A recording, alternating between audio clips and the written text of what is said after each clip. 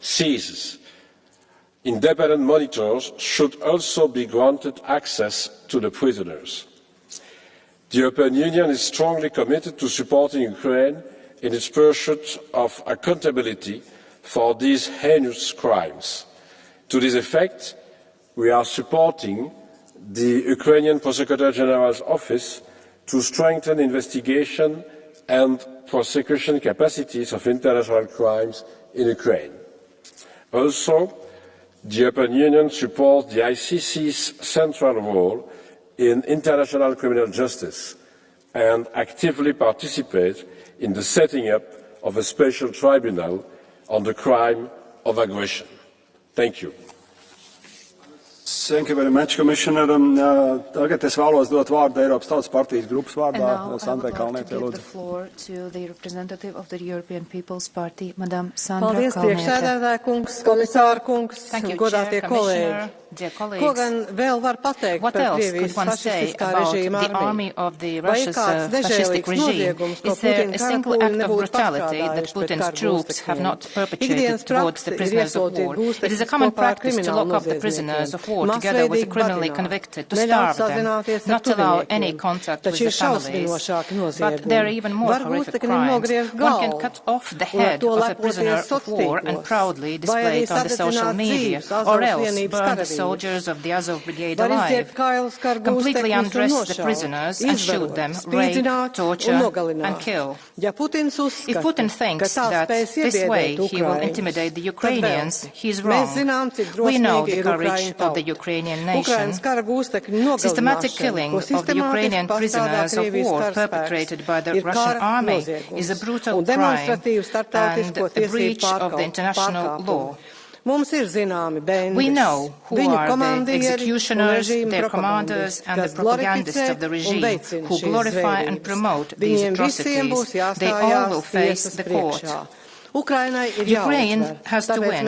Therefore, we demand lifting of the restrictions that forbid the Ukrainians to use the long-range missiles for destroying military structures within the territory of Russia. Russia has to be defeated so that its imperialism is no more a threat to our future. Thank you. Thank you. And now, on behalf of the Socialists and Democrats Group, Madame Riddell. Victoria Rochina avait 27 ans, elle était journaliste, emprisonnée par la Russie dans les territoires occupés de l'Ukraine depuis 1 an et elle est morte le 10 octobre.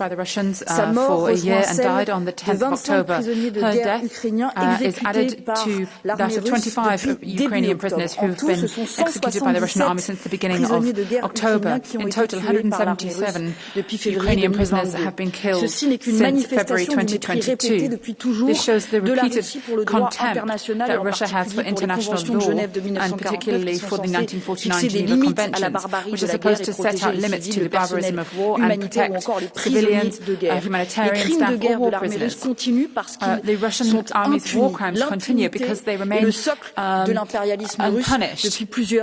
And this has been the basis of Russia for centuries now.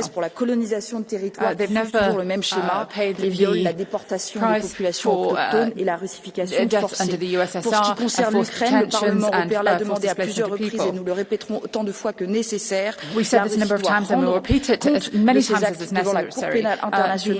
Russia should be taken to the International Criminal Court and we ask for an ad hoc le crime d'agression russe contre l'Ukraine et mettre fin à l'impunité. The crimes of Russia against Ukraine and end impunity. Thank you. And now for the Patriots for Europe group, Mr. Tomasz Buczek. Szanowni Państwo, Rosjanie dokonują egzekucji na ukraińskich jeńcach wojennych. Stanowczo to potępiamy. Dla nas w Polsce zbrodnie ZSRR czy Rosji to nic nowego. Gdy Stalin był jeszcze sojusznikiem Niemiec w pierwszym okresie II wojny światowej, dokonał egzekucji w Katyniu ponad 10 000 polskich oficerów, żołnierzy i policjantów. Taka jest od wieków barbarzyńska natura rosyjskiego imperializmu. Mieszkańcy Europy Wschodniej zdążyli tę naturę poznać i zrozumieć. To Europa Zachodnia zaś miała zawsze z imperialną Rosją dobre relacje. Niestety, całe spektrum polityczne Europy Zachodniej jest skażone tym sentymentalnym i naiwnym obrazem Rosji. Nie istnieje Rosja szanująca ludzkie życie, ani jakiekolwiek wartości świata cywilizowanego, świata opartego na szacunku do człowieka. Rosja nie rozumie języka rezolucji międzynarodowych konwencji, którymi chcecie z nią rozmawiać. Nie dalej przecież jak 3 dekady temu podpisano memorandum budapesztańskie, na mocy którego Ukraina wyzbyła się głowic nuklearnych za rosyjską gwarancję nienaruszalności granic. Ile były warte te gwarancje żyrowane przez Wielką Brytanię i USA? Widzimy wszyscy dobitnie dzisiaj. Wyciągnijmy wnioski i inwestujmy w zdolności obronne naszych armii. And we can see how much it's worth today. So let's draw our conclusions. Let's invest in the defense. Thank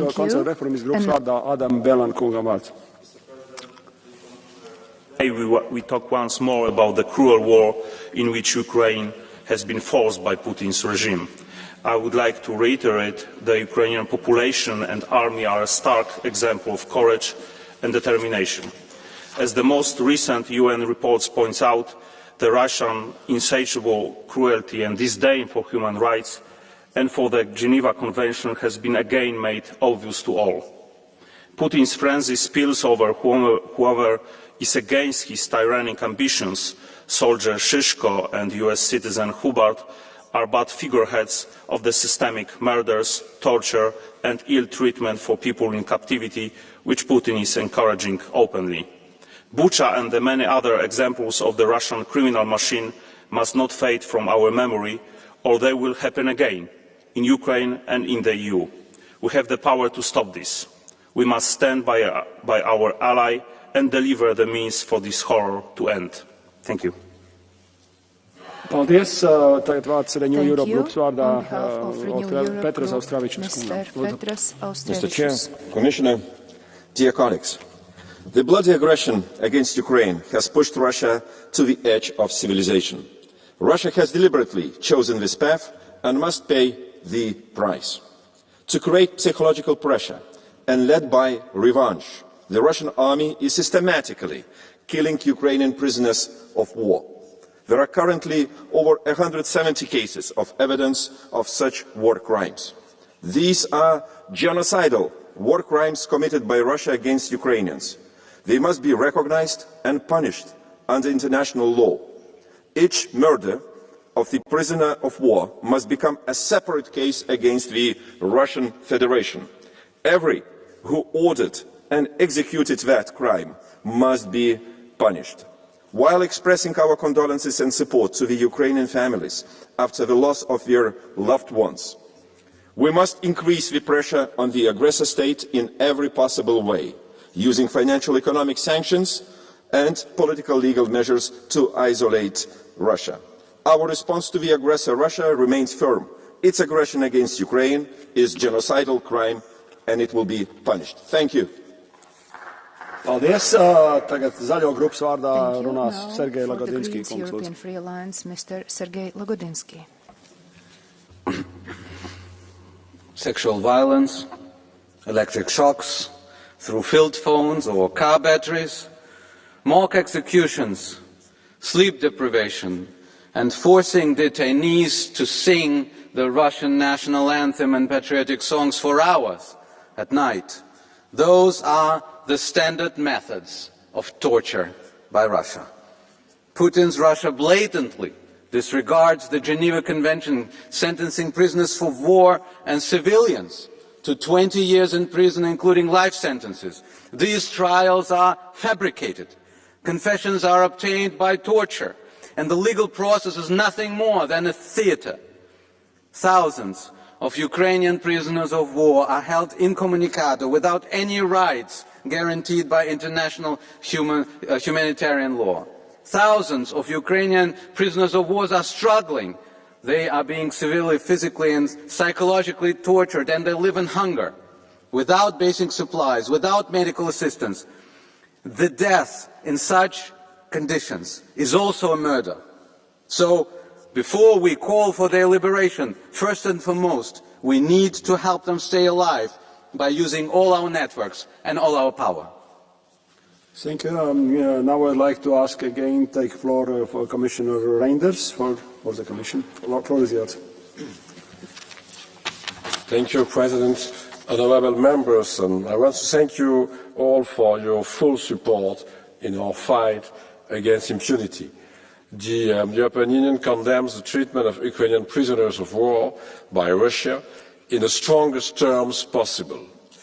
Russia has to honour its commitments and grant independent monitors humanitarian access to prisoners of war.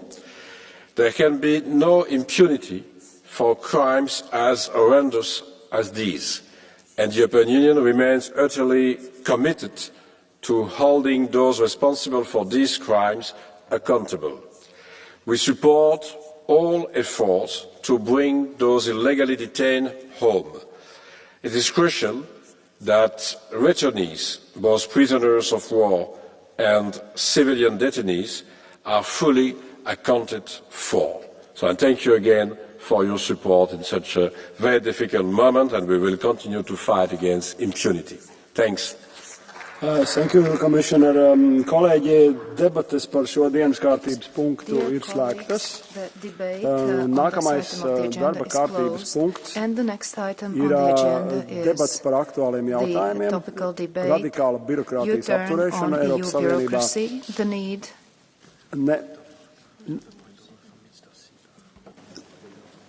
Mr. Zipper, you have a point of order? Sorry to or I can announce next point in agenda. Yes, so I have to do it now. I'm sorry, Mr. President. I'm referring to Rule 178, which states that in every debate also the non-attached members shall have speaking time. So I'm wondering why there was no non-attached member in this debate who got allocated speaking time.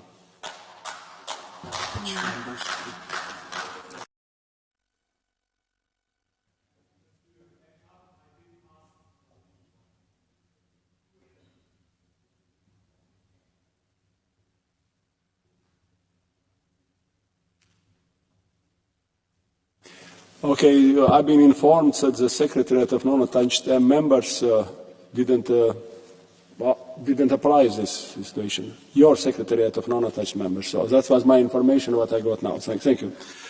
So, kolēģi, turpināsim. Tātad nākamais darba kārtības punkts par aktuāliem jautājumiem ir radikāla birokrātijas apturēšana Eiropas Savienībā, nepieciešamība atteikties no nevajadzīgas sloga un nevajadzīgas ziņojuma pieprasīšanas, nolūkā izvērst konkurētspēju un inovāciju. Vēlos informēt deputātus, ka šajās debatēs nebūs brīva mikrofona procedūras un netiks pieņemts arī zilās kartītes jautājumi.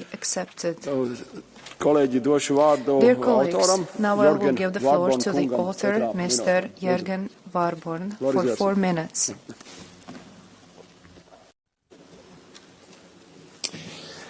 Thank you, Mr. Speaker. As you said, the headline for this debate is U-turn on EU bureaucracy, the need to axe unnecessary burden and reporting to unleash competitiveness and innovation. And I couldn't agree more. That is a really important topic that we indeed need to discuss. But reducing the regulatory burden is not a goal in itself. Not even competitiveness is a goal on itself. Because at the end of the day, it is creating a prosperous Europe that is the goal. And when it comes to creating a prosperous Europe, and when it comes to creating competitiveness, we are having a problem. If I look back 15 years and look at growth numbers, we can see how Europe is falling behind. We are falling behind almost all economic powers around the world. So we need to change this. And this change will probably not be easy, and this change will entail a lot of different actions, and one of them, I would say one of the most important, of course, is reducing the regulatory burden. It is important for all businesses, but especially for the small and medium-sized enterprises. And now I think we can all agree that we have a window of opportunity, because now we have the Letta report, we have the Draghi report, and we have a commitment from the Commission to work with reduced regulatory burden. I'd like to start by thanking the Commission for the one-in, one-out principle. And as you know, colleagues, the one-in, one-out principle is where the Commission agrees or commit themselves to reduce the same amount of burden as they add. You calculate the cost of a regulation, and then the Commission says this cost will be offset by other measures. And that, of course, is fantastic, because that means that the Commission has understood that we have to stop this excessive burden for the businesses. But one in, one out means status quo. That doesn't mean reducing the regulatory burden. It says it is about the same. It will keep the same. And we need to do more. We need to do more. And that's why I'm also positive and like to thank the Commission for this goal of reducing the reporting by 25%. That is very good. But it's not enough, because the reporting is such a small part of the entire regulatory burden that is faced our businesses. And therefore, EPP is now suggesting, not only suggesting, it's in our manifesto for this election, it is to push for the one in, two out. Because reducing the regulatory burden with the one in, two out will actually decrease the cost for businesses, increase our competitiveness, and increase the European prosperity. We also say that all the proposals from the Commission should have an impact assessment. This is important in general, but it is also important because in the impact assessment you calculate the cost, the ins, so to speak. And therefore, from the EPP group, we have a very, very clear message. If the Commission comes up with a proposal that has no impact assessment, EPP will veto them. We will send them back. We won't deal with issues that not have a proper, fully impact assessment that is approved by the Regulatory Scrutiny Board. This is the way how we create a prosperous Europe. I look very much forward to this debate today. Thank you very much. Thank you very much. So now I would like to ask to take floor for the Commissioner Dalli. The floor is yours.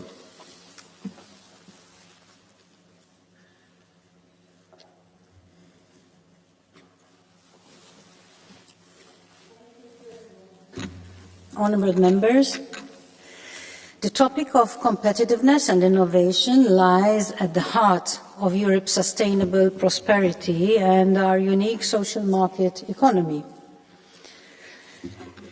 The Commission fully agrees that reducing unnecessary burden and reporting obligations can boost the competitiveness of our businesses and free up resources to spur innovation. We know that the geopolitical and economic context is extremely challenging, as made clear in the Letta and Draghi reports. More than half of SMEs in Europe say that regulatory obstacles and administrative burden are their greatest challenge.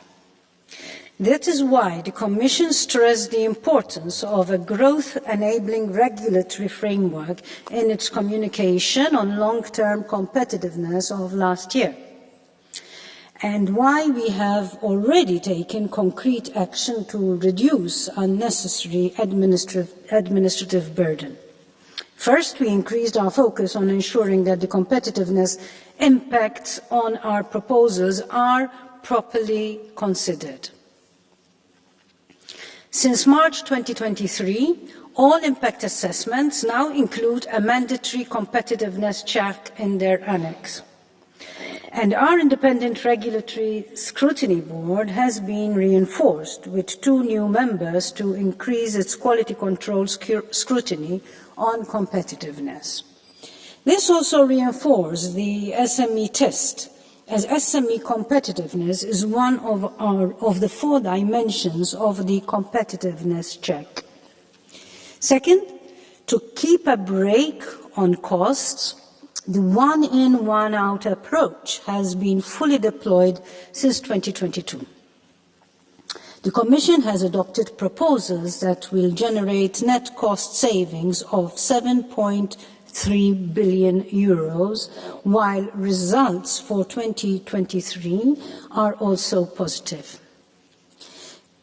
Thirdly, actions have been taken towards achieving the goal formulated by President von der Leyen to cut reporting requirement burdens by 25% without undermining our policy objectives. For instance, we presented an initial 41 proposals to reduce such burdens in our 2024 Commission work programme, some of which are already being implemented, while others are being discussed by the co-legislators. Further measures for 2024 and afterwards have also been launched or will be taken forward quickly in the new mandate. Digitalization, including artificial intelligence, is a powerful tool that can help us achieve burden reduction by standardizing data and automating the collection and facilitating the reuse and sharing of information. Following the adoption of the Interoperability Act, the Commission's initiatives will better reflect the digital dimension from the outset. Proposals need to continue to outline how the digital by default principle has been respected and include a financial and a digital statement to show the expected digital implications and how interoperable solutions have been considered. But of course, as ever, we still must do more. It is clear that burden reduction and simplification are at the top of the policy agenda, something reflected in the 2024-2029 political guidelines. The President has placed a strong emphasis on the need to make business easier and faster in Europe.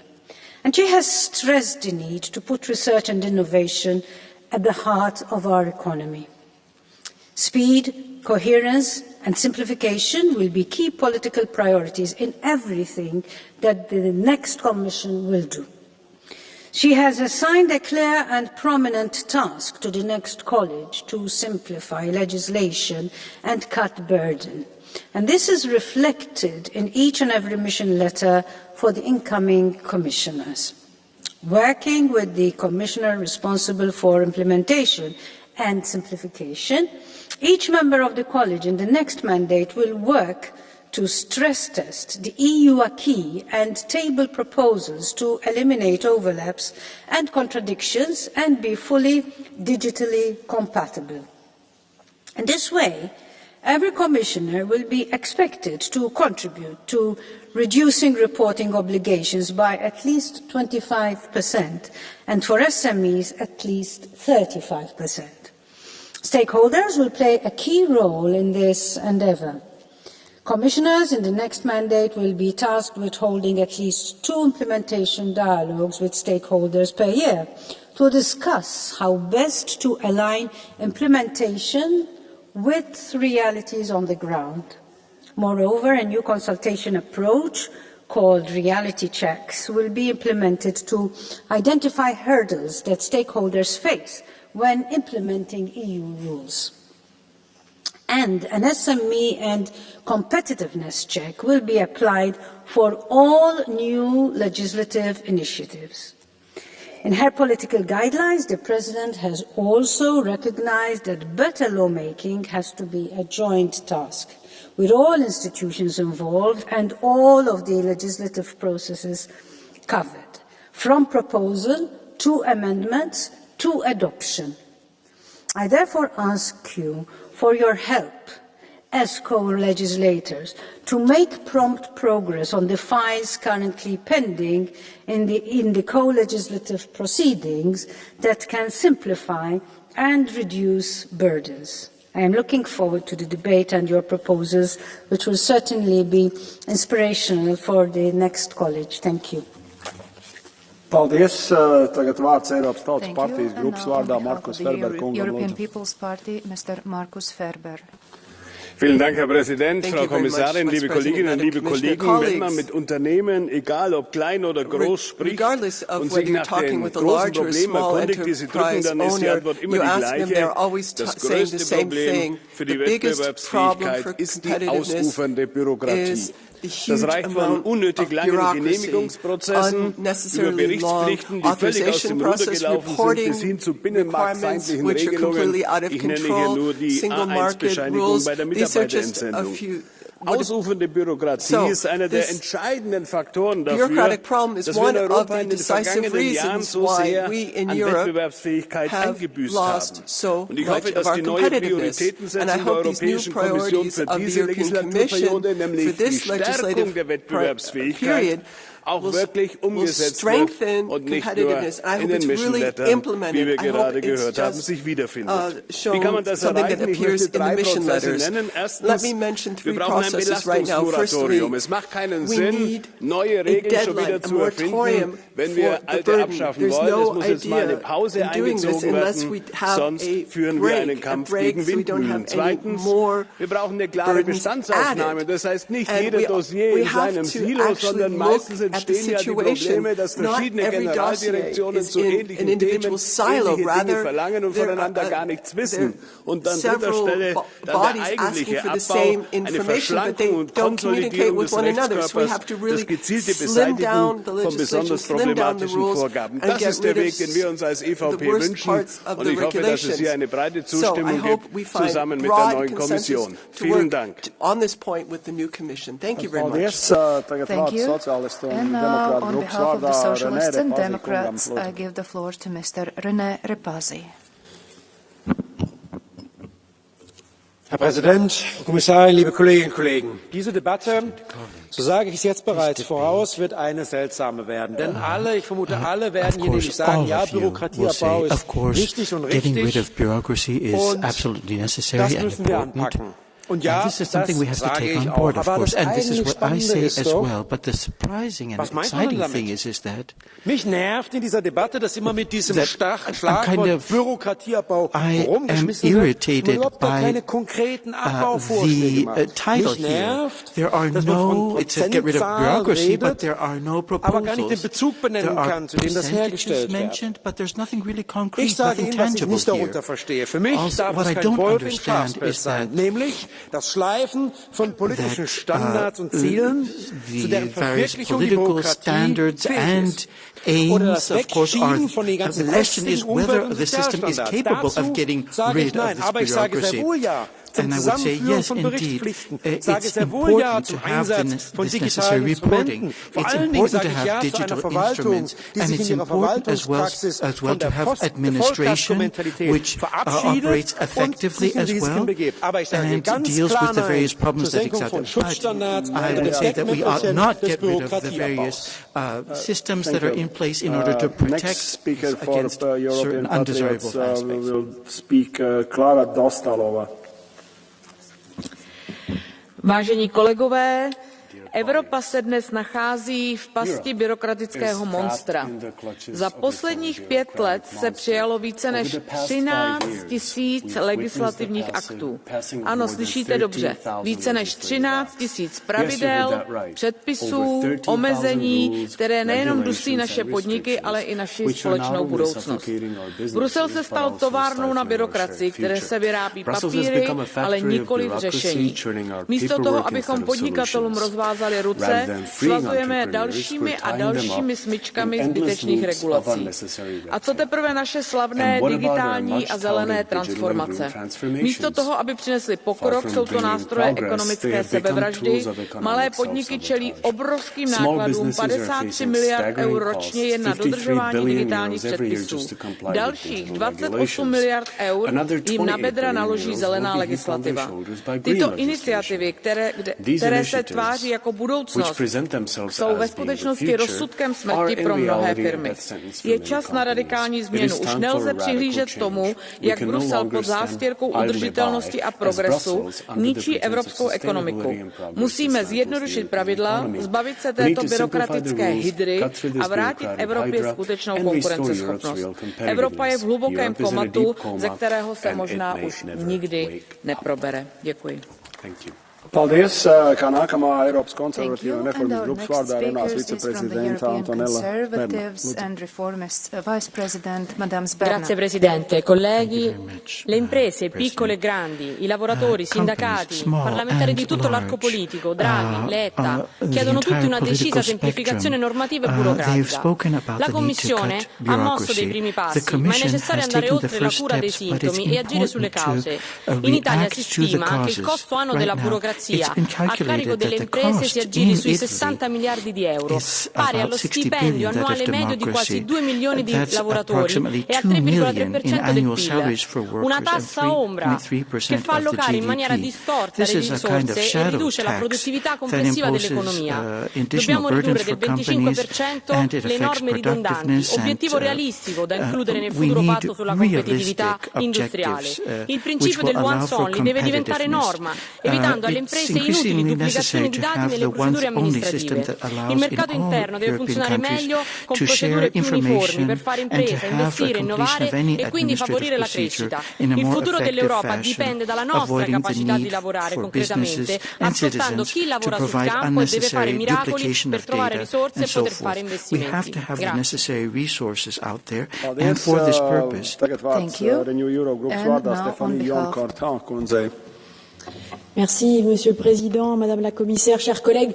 Plus de 200, c'est le nombre de textes européens adoptés ces 5 dernières années. Plus de 200.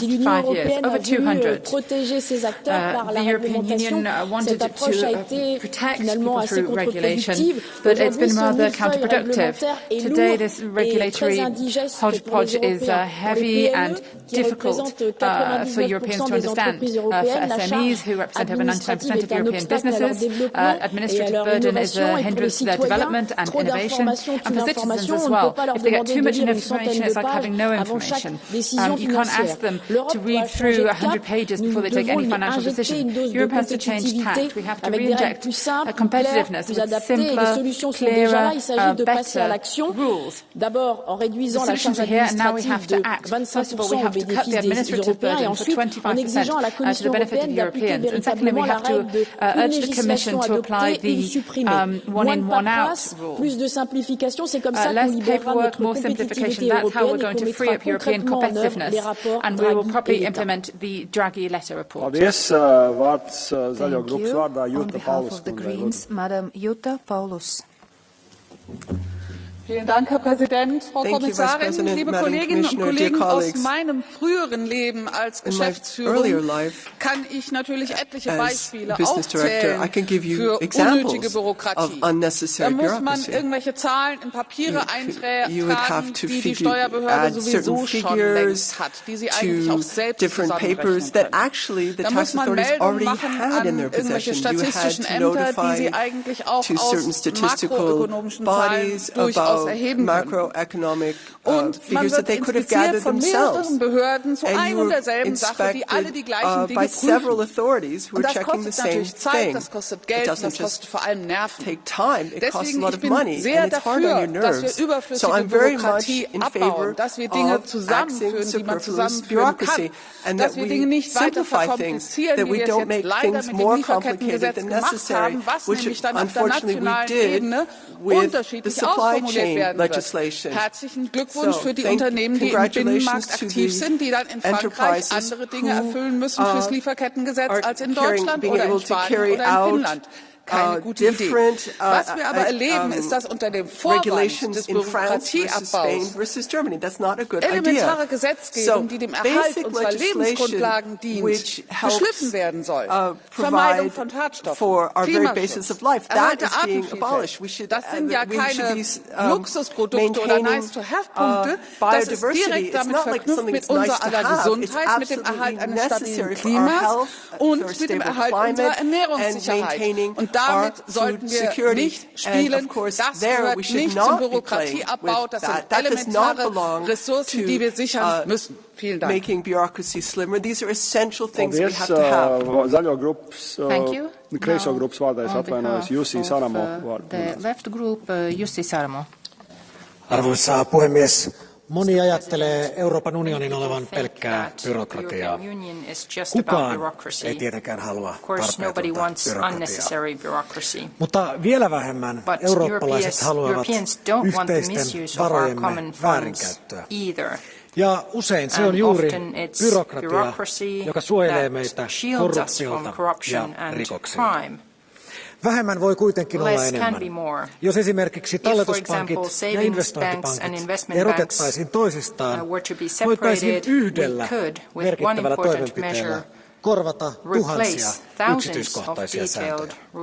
Mutta niin kauan, kun EU ei ole valmis hylkäämään lobbareiden, suuren pääoman ja kaikkein rikkaimpien vaatimuksia, on poliitikkojen pakko yrittää suojata kansalaisia ja demokraattista yhteiskuntaa niillä keinoilla, mitä meillä on käytettävissä. Populismin sijaan on siis siirrettävä katse juurisyihin. Silloin byrokratiaa voidaan ja pitää vähentää kestävästi.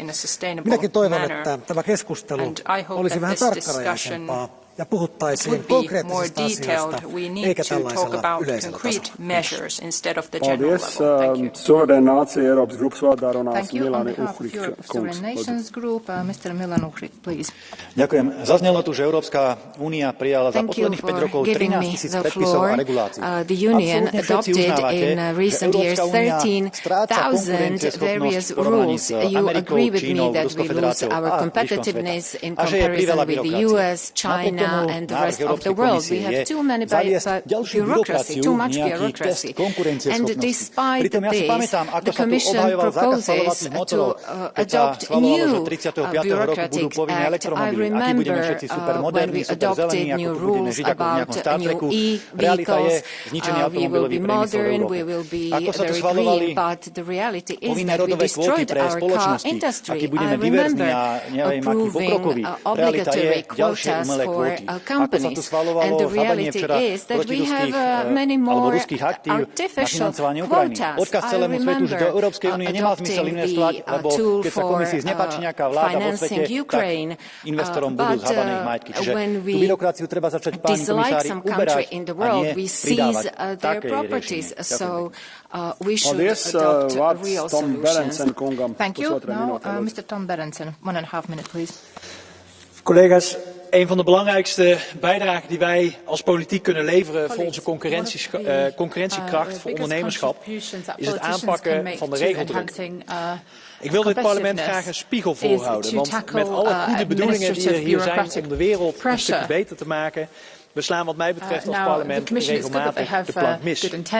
Niet iedere uitdaging vraagt een gedetailleerde Europese wet als oplossing. Toch is dat wat hier vaak gebeurt. Het vinden van een compromis is echt niet alleen mogelijk door maar alle wensen van de aan tafel zittende partijen achter elkaar in een wet te zetten. Toch is dat vaak de oplossing die hier gekozen wordt. En de werkelijkheid vormt zich echt niet nadat wij tot 6 cijfers achter de komma in een wet wat vastleggen. Toch wordt er hier te vaak geloofd in die maakbaarheid van de samenleving. Dit moet echt veranderen en dat kan. Niet denken in gedetailleerde regels en rapportageverplichtingen. Nee, verantwoordelijkheid neerleggen daar waar het hoort, in de samenleving. Zodat we ook de kracht van de samenleving veel beter kunnen benutten. En ja, als je als overheid die verantwoordelijkheid neerlegt in de samenleving, vertrouwen geeft, dan gaat er soms iets mis.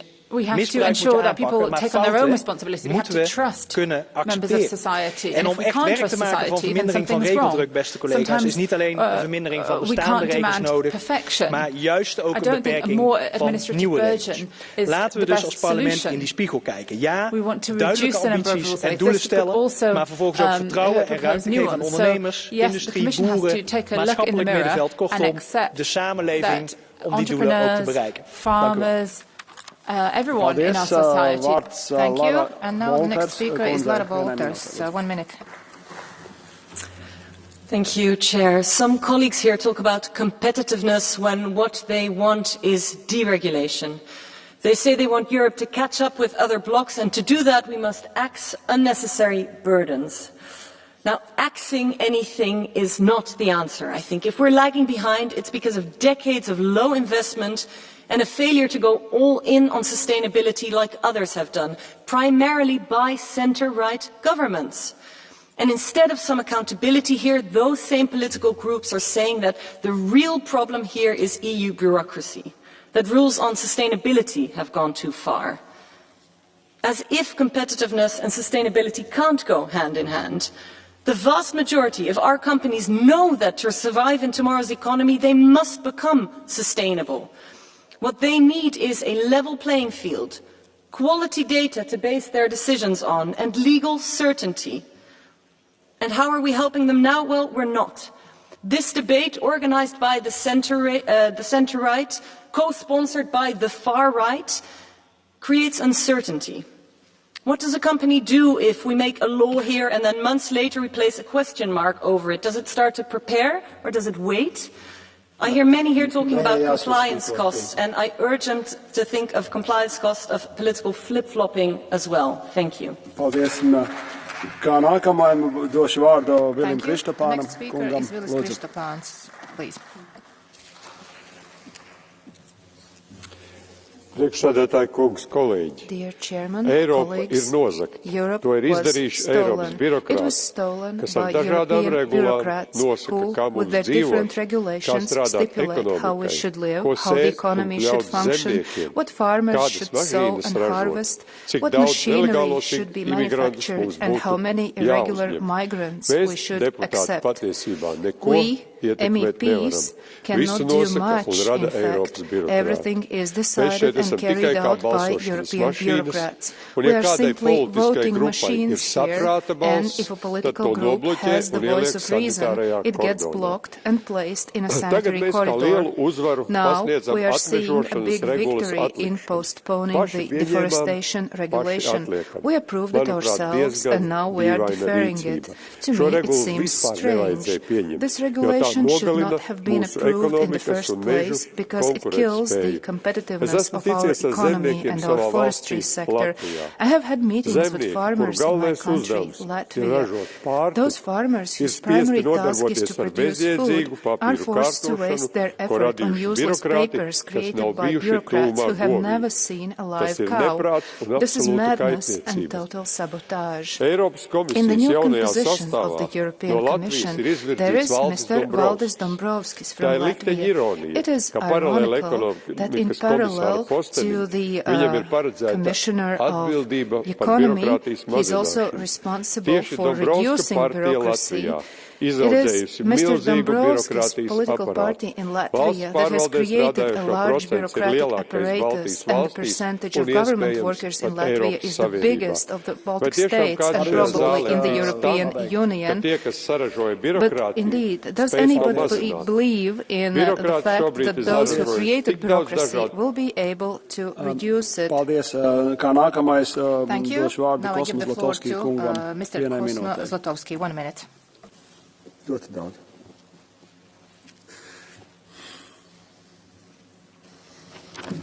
Panie Przewodniczący, Szanowni Państwo, celem regulacji powinna być ochrona obywateli i przedsiębiorstw. Przeregulowanie europejskiej gospodarki stało się jednak zagrożeniem i ciężarem dla rozwoju i innowacyjności. Produkcja w strategicznych sektorach, takich jak substancje czynne i leki, stal i materiały budowlane, przemysł stoczniowy i motoryzacja ucieka od lat z Europy z powodu biurokracji i niemożliwych do spełnienia norm. Komisja Europejska, argumentując, że kolejne unijne przepisy są remedium na każdy problem, tak naprawdę pragnie rozszerzać swoje kompetencje kosztem państw członkowskich. Nadmierne wymagania i skomplikowane procedury ograniczają potencjał oraz konkurencyjność europejskich firm, szczególnie małych i średnich przedsiębiorstw. Wiedzieliśmy to i bez raportu Dragiego. I słyszymy to tutaj dzisiaj na tej sali. Skoro mamy diagnozę, musimy przystąpić do leczenia otwórznych usług. Odbudujmy przemysł farmaceutyczny. Porzućmy zabójczą dla konkurencyjności i dla zdrowego rozsądku politykę klimatyczną i przestańmy odstraszać inwestycje w sztuczną inteligencję. Dziękuję.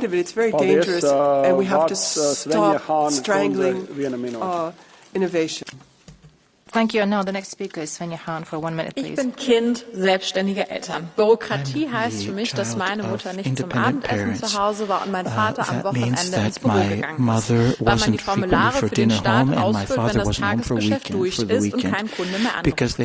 Bürokratie nimmt Unternehmen die Luft zum Atmen. 13.000 neue Rechtsakte in 5 Jahren, mehr als doppelt so viel wie in den USA. Massive Überregulierung, Bürokratielast für KMU und Protektionismus im Binnenmarkt. Und die Kommission weiß nicht mal, wie viele Berichtspflichten es gibt und wie viele sich überschneiden. Jetzt müssen alle Gesetze auf dem Prüfstand. Welche sind praxisfern in der Umsetzung wie die Entwaldungsverordnung oder das Lieferkettengesetz? Welche laufenden Vorhaben zieht man besser ganz zurück wie die Zahlungsverzugsverordnung? Und wir brauchen auch eine Fastenruhe für neue Gesetze. Und wenn doch neue kommen, dann bitte nur, um echte Lücken zu schließen nach einer Folgenabschätzung. Und gerade bei den digitalen Gesetzen brauchen wir erstmal eine pragmatische Umsetzung der neuen Regeln. Hören wir unseren Unternehmen zu und lassen wir uns gemeinsam Barrieren und Bürokratie im Binnenmarkt abbauen. Für mehr Wettbewerbsfähigkeit und Wirtschaftswachstum.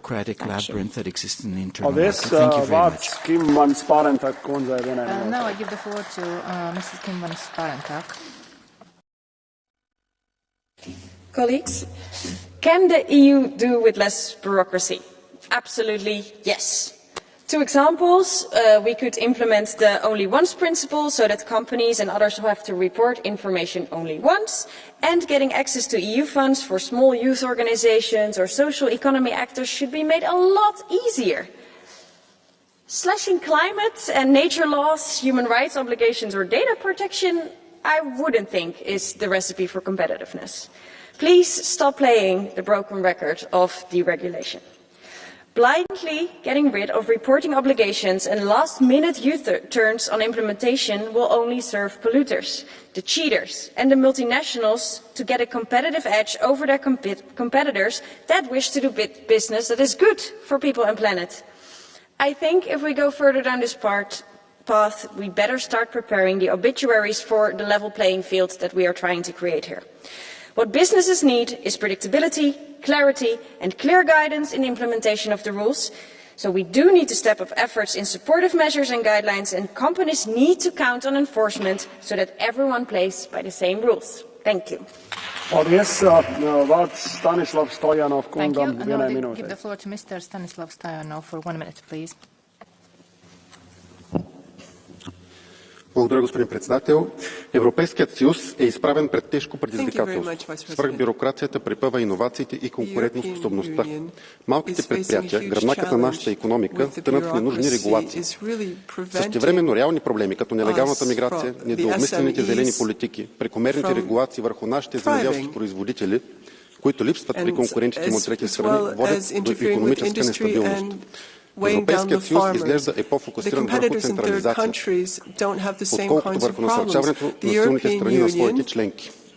Превръщането на Европейския съюз в федерация, в която решенията се вземат от неизбрани от никого бюрокрация, от външно влияние, подкопава демокрацията, разрушава доверието на гражданите в Съюза. Но ние вярваме, че има път напред. Той минава далеч от свръхцентрализираната супердържава и води към съюз на суверенни нации, където гласът на гражданите се чува и уважава. Само тогава можем да съхраним Европа и да осигурим бъдещето, което заслужава. Благодаря.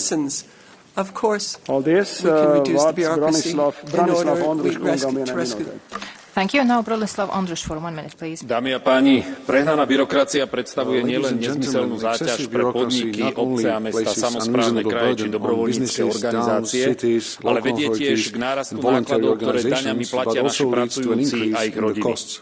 Každá nová administratívna požiadavka je totiž spojená s vytváraním nových úradníckych pracovných miest, s nákupom nových IT systémov, s prenajmom nových kancelárií, jednoducho s rozširovaním existujúcich alebo dokonca vznikom nových úradov, ktoré nemajú žiadny prínos a ich úlohou je len zbierať údaje, hlásenia, spracovávať databázy a kontrolovať kdekoho. A najmä hľadať stále nové argumenty, ktorými obhajujú svoju existenciu a zvyšujúce sa náklady na ich fungovanie. Preto navrhujem, aby naše parlamentné výbory spracovali v najbližších 6 mesiacoch vlastné hodnotenie byrokratickej záťaže v oblastiach, za ktoré zodpovedajú, a toto nesmieme nechať na komisiu. A toto hodnotenie potom použijeme ako základ pre nastavenie nového 7-ročného rozpočtu Európskej únie. Ja osobne budem presadzovať menej peňazí na byrokraciu a viac peňazí na rozvoj našich regiónov a zlepšenie života ľudí, ktorí v nich žijú. Ďakujem. Thank you. Now, Ms. Christine Schneider for 1.5 minutes, please. Herr Präsident, Regeln sollen Orientierung geben, aber zu viel Regeln schaffen nur einen Dschungel, in dem man sich verirrt. Und ein passendes Beispiel für unnötige Auflagen ist das Gesetz über entwaldungsfreie Lieferketten. Das Ziel des Gesetzes ist, die illegale Abholzung zu bekämpfen. Aber mit einem Dschungel von Vorschriften und Dokumentationen schießt es völlig über das Ziel hinaus und gefährdet Arbeitsplätze. Ich wähle dieses Beispiel bewusst, weil wir gerade aktuell über dieses Gesetz diskutieren. Denn diejenigen, die es umsetzen müssen, teilen das Ziel, den Waldschutz voranzubringen und den Waldschutz zu stärken, aber sie verzweifeln an der Umsetzung. Das sind zum Beispiel die Kaffeebauern in unseren Entwicklungsländern, aber es ist auch der Bäcker und der Möbelhändler bei uns um die Ecke. Und sie tun das nicht, weil sie nicht unsere Umwelt schützen wollen oder Wälder roden. Nein, im Gegenteil, ihnen ist der Natur- und Waldschutz sehr, sehr wichtig. Aber sie tun es, weil der Dschungel an Vorschriften und Berichtspflichten ihre Betriebe an den Rand der Belastbarkeit bringt. Und viele riskieren den Zugang zum europäischen Markt, weil sie die Auflagen nicht erfüllen können. Sehen Sie an diesem Beispiel, was zu viel Bürokratie auslöst. Ein Gesetz mit eigentlich den richtigen Zielen verliert an Akzeptanz und verliert am Ende alle. Mit ihm verlieren am Ende alle. Die Unternehmen, die Arbeitsplätze, aber auch die Umwelt. Und das müssen wir in Zukunft besser machen. Lassen Sie uns ein Umwelt schaffen, in dem wir Innovation fördern, Arbeitsplätze sichern und gleichzeitig den Schutz der Natur ermöglichen. Thank you. And the next speaker is Lena Galvez. Comisaria, el AG y los socialistas estamos de acuerdo que necesitamos ser más competitivos y que la innovación debe ser clave para contribuir a soluciones que nos harán menos dependientes y que permitan desarrollar nuestra industria manteniendo nuestro modelo social. También compartimos que debemos eliminar barreras regulatorias y administrativas que fragmentan el mercado único, limitan la inclusión de la ciudadanía o de las pequeñas y medianas empresas. Pero no podemos caer en la simplista dicotomía competitividad versus regulación. Y sobre todo, no podemos justificar con la simplificación administrativa medidas que supongan un retroceso en los grandes avances conseguidos en la condicionalidad medioambiental, la social, y me alegro que sea aquí la comisaria de igualdad, tampoco en la igualdad de género. No podemos dejar nuestro compromiso con la igualdad de género diciendo que de esa manera vamos a tener menos regulación o menos trabajo administrativo. Muchas gracias. Thank you. Now the next speaker is Andrej Knotek for 1.5 minutes. Chair, Commissioner, for how long are we going to pretend that the system is under control? I have a feeling that for years the Commission didn't listen to companies, and if Commission listened, then only to the voices they like. EU has become a regulatory monster, high quantity and lower quality. To be honest, also the European Parliament has its contribution to this fact. We shall not undermine this. Before being elected in 2019, I have been a quality manager in industry. I was responsible to implement European directives and regulation into the real shop floor.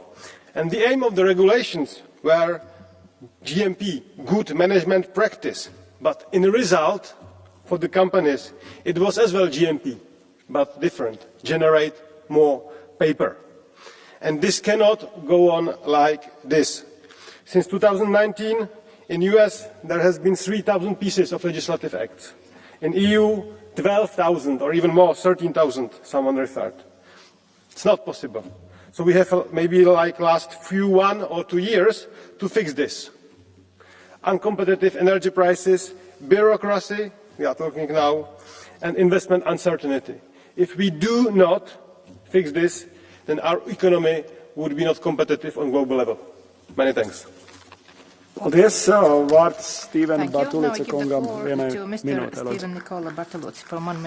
Zahvaljujem kolegice I kolege. Još jednom ću naglasiti da činovnici u Briselu su otuđeni od stvarnih potreba ljudi. Imaju ambiciju mikroupravljati svakodnevnim životima milijuna ljudi. Nisu izabrani I nikome ne odgovaraju. Postali su sami sebi svrha, nažalost. Najosnovnije pitanje nije što je najbolje, nego zapravo tko će odlučiti što je najbolje. Međutim, ima znakova da se Europa budi. Demonstracije koje smo vidjeli od poljoprivrednika upućuje na to. Rekli su da je dosta. U praksi, stručnjaci koji smiju dati svoje mišljenje oko prijedloga novih zakona, to smiju samo ako nisu u suprotnosti sa postulatima nove klimatske religije. Treba jasno reći da zelena agenda ugrožava radna mjesta I blagostanje u Europi. I na kraju poruka ribarima, sve ću učiniti zajedno sa europskim konzervativcima I ustrajat ću u tome da se provedu politike koje idu vama na ruku, koje vama olakšavaju život I koje su u skladu sa zdravim razumom. Hvala.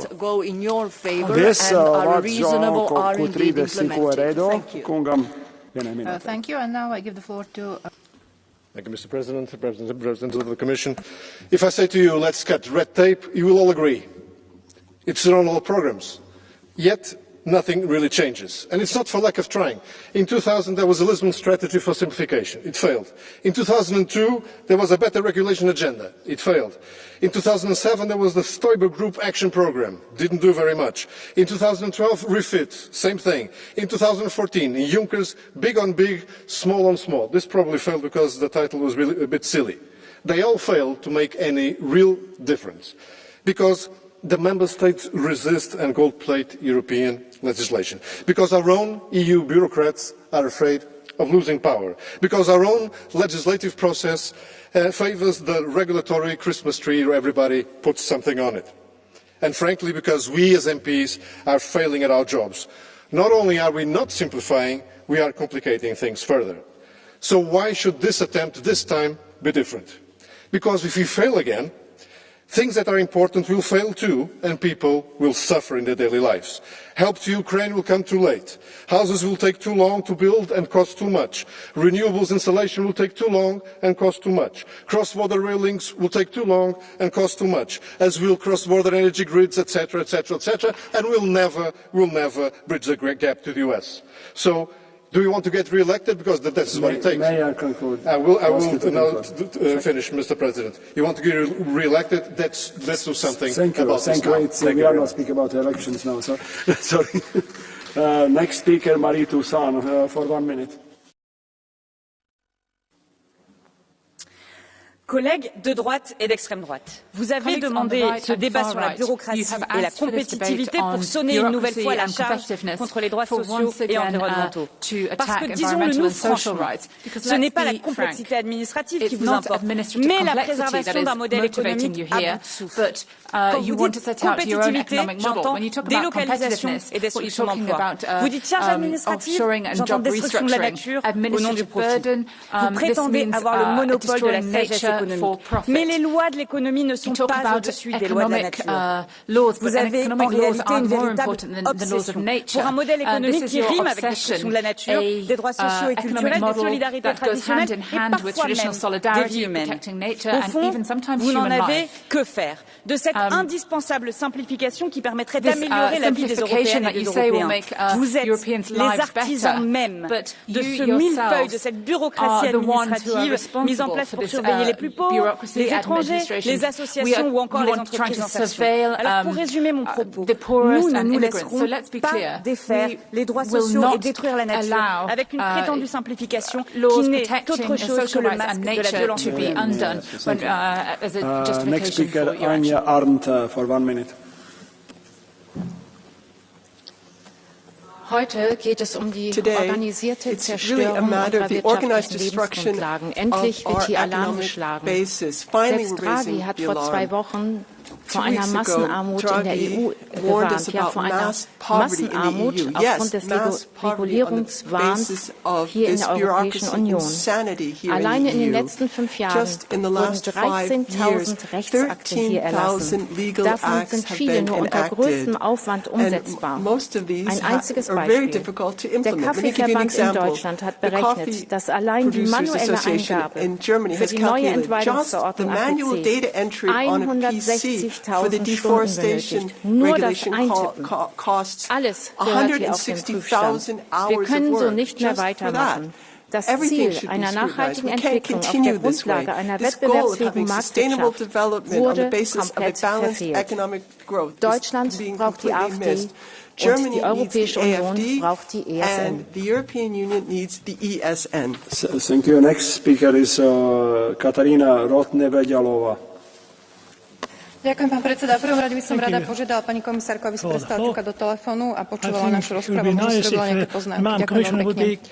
Hovoríme tu dnes o tom, ako zrušiť byrokraciu, takže možno, že by sme sa mohli trošku viac počúvať. Hovoríme o tom veľmi dlho, ja si pamätám o simplifikácii, zjednodušovaní byrokracie, hovoríme minimálne 20 rokov v tejto Európskej únii. Možno tá debata, ktorú plánuje Rada, urobiť o tom, že by sme konečne zjednodušili verejné obstarávanie v Európskej únii, by mohla byť zaujímavým začiatkom. Takisto by sme sa ako členské štáty mohli zaoberať tým, že koľko potrebujeme skutočne auditu a kontrol. Bohužiaľ, Slovenská republika napríklad je krajinou, ktorá by síce potrebovala iba 5% kontroly na mieste, ale nachádzame sa na úrovni 95% kontrol, takže toto je pre nás taká domáca úloha, ako zjednodušiť takéto kontroly. Takisto, keď hovoríme o návrhu novej legislatívy, som veľmi rada, že komisia konečne chce robiť nejakú takú dopadovú štúdiu a kontrolovať, aké typy legislatívy Európskej únie v týchto oblastiach už máme a že vlastne budeme prijímať legislatívu, ktorá by nemala zasahovať do nejakých iných kompetencií. Veľmi dobrým príkladom bol napríklad implementačná jednotka Slovenskej republiky, ktorá bola zriadená bohužiaľ iba na Slovensku a Dánsku. Napriek tomu, že Európska komisia hovorila o tom, že by mali štáty takéto implementačné jednotky zriaďovať a vlastne kontrolovať, ako sa legislatíva plní a akým spôsobom zasahuje presne byrokracia do života obyčajných ľudí. Ďakujem veľmi pekne. Merci beaucoup. Prochaine oratrice, Lydia Pereira. Thank you very much. Next speaker, Lydia Pereira. Muito obrigada, Sr. Presidente. Bom, proponho que imaginemos a vida de alguém que inova e quer lançar, por exemplo, uma startup na Europa. O primeiro passo, o lançamento. Entre burocracias e processos administrativos, as primeiras taxas e os primeiros impostos. E o nosso empreendedor resiste. Segundo passo, o investimento. Com um mercado de capitais altamente fragmentado, há pouco ou nenhum acesso a capital de risco. Restam os bancos, tantas vezes avessos ao risco, porque também eles têm que preencher milhares de requisitos para cada investimento. E o nosso empreendedor ainda endivida-se e resiste. Terceiro passo, a concretização. Dia-a-dia que devia estar concentrado na ideia de negócio e no crescimento é passado a reportar aos vários serviços do Estado. E o nosso empreendedor desanima, mas resiste. Finalmente, tem os primeiros resultados. Com eles, mais reporta a administração pública, mais taxas, mais impostos. Aqui é normal que o nosso empreendedor comece a procurar alternativas. A persistência das nossas empresas é notável e temos de responder com simplificação, modernização e agilização. Não podemos aprovar 13.000 leis europeias enquanto os Estados Unidos fazem 3.500. Não podemos premiar o mérito com burocracia. Não podemos olhar para os resultados como janela de oportunidade para mais impostos. Menos e melhor legislação, menos obrigações administrativas, mas eficientes, transparentes e ágeis. Mais simplificação. Estes são os compromissos que temos de assumir com os nossos empreendedores, termino já, Sr. Presidente, se não os quisermos ver partir de uma Europa que também tem de persistir. Obrigado. Merci beaucoup. Nikos Papandreou. Thank you. Nikos Papandreou next. Merci, Madame Commissioner. I won't be political. I think I'll be boringly practical. You asked for recommendations. I'm an economist. It's a little bit crazy, someone said earlier. I don't know which party. We come here from 20 different professions. Some mayors, some taxi drivers, basketball players, and the next day we're passing laws. I would like some training on that, if you want a very boring recommendation. What kind of training? What does it mean when we pass a law? What are the effects of the law on the people that we pass the law on? We have incentives. We're trying to help the farmer. We end up not helping him. We've tried to protect wildlife, and we end up reducing wildlife. I'd like to know more about that. It's something we can do in-house. Second of all, we have a built-in incentive, I like incentives, to pass laws. At the end of 5 years, we are judged on how many laws we pass. How about a metric? Timmermans would like this. On the laws we didn't pass. That would never pass. How about people who try and reduce the bureaucracy get a star? Because right now, at the end of the 5 years, the voters will look at my list of laws. So my incentive is to pass laws. That's not only here, that's all parliaments. Those are my recommendations, that we look at those metrics. Thank you. Merci beaucoup, Raffaele Stancanelli. Grazie Presidente, colleghi. Da molto tempo la competitività e l'innovazione sono al centro del dibattito politico. Mi chiedo allora come pensiamo di poter competere con altre nazioni che corrono veloci come gli Stati Uniti e la Cina quando ci limitiamo da soli con un eccessivo peso alla burocrazia, squilibrando a nostro sfavore la competizione. Oltre a fermare l'innovazione, l'eccessiva burocrazia non ci permette di raggiungere gli obiettivi che ci prefiggiamo, rendendo tutto più lento e costoso. I dati dell'Eurobarometro ci mostrano un triste scenario. Nonostante il 93% delle piccole e medie imprese investe in misure di efficientamento, il 35% si lamenta o si blocca di fronte a procedure amministrative troppo complesse. Mentre da un lato spendiamo per incentivare le aziende industriali, artigianali ed agricole ad investire, di contro spendiamo per imporre inutili limiti burocratici, fermando così le stesse azioni che vogliamo incentivare. Alla fine dei conti spendiamo il doppio ed otteniamo la metà. Grazie. Merci beaucoup, Stefano Cavedagna. Thank you very much. Stefano Cavedagna next. Grazie Presidente, sono passati poco più di 2 anni dall'insediamento del governo Meloni in Italia e i risultati rispetto alla produttività e alla competitività del nostro Paese si stanno vedendo e come. Non abbiamo più uno Stato che è nemico delle imprese, di chi vuole produrre lavoro, ma i risultati ci dicono che aumentano i posti di lavoro, avremo un fisco più equo e più possibilità di produrre ricchezza nel nostro Paese. Questo è il modello che noi vogliamo anche per tutta Europa. Vogliamo meno leggi, meno norme, meno burocrazia che possa causare un danno a chi vuole investire in Europa e ancor di più nei nostri paesi del vecchio continente. Siamo purtroppo tristi nel vedere che una parte della sinistra, anche qui in Europa, vorrebbe aumentare le norme, soprattutto per le piccole e medie imprese che in Italia e in Europa tutta sono invece l'asse portante, la colonna vertebrale del nostro sistema produttivo. Meno norme, più giuste e più eque, meno tasse, più libertà. Solo così potremo crescere e avere una migliore competitività. Merci beaucoup, Catherine Colmini. Thank you very much. Catherine Colmini now. Dear Chair, bureaucracy paralyzes competitiveness in the EU and weakens us in the global market. According to Draghi's report, over 60% of the enterprises in the EU consider the regulation an obstacle to investments, and over half of the small and medium-sized enterprises consider regulation and administrative burden to be their biggest challenge. We have lagged behind the United States in this matter, and if we don't deregulate, the split will evolve. For example, in the field of technology, only 4 of the world's 50 largest technology companies are European. Usually, the governments and even the Commission always wants less bureaucracy, but then nothing happens. Quite the contrary. I believe it is more a question of culture and a way of doing things. Do we offer the businesses a possibility to prosper, or do we regulate them out of business? Merci, Miroslava Nikiel. Thank you, Miroslava Nikiel now. Dziękuję bardzo Panie Przewodniczący, Pani Komisarz. Biurokracja to hamulec ręczny, na którym jadą przedsiębiorcy, a wraz z nimi cała unijna gospodarka.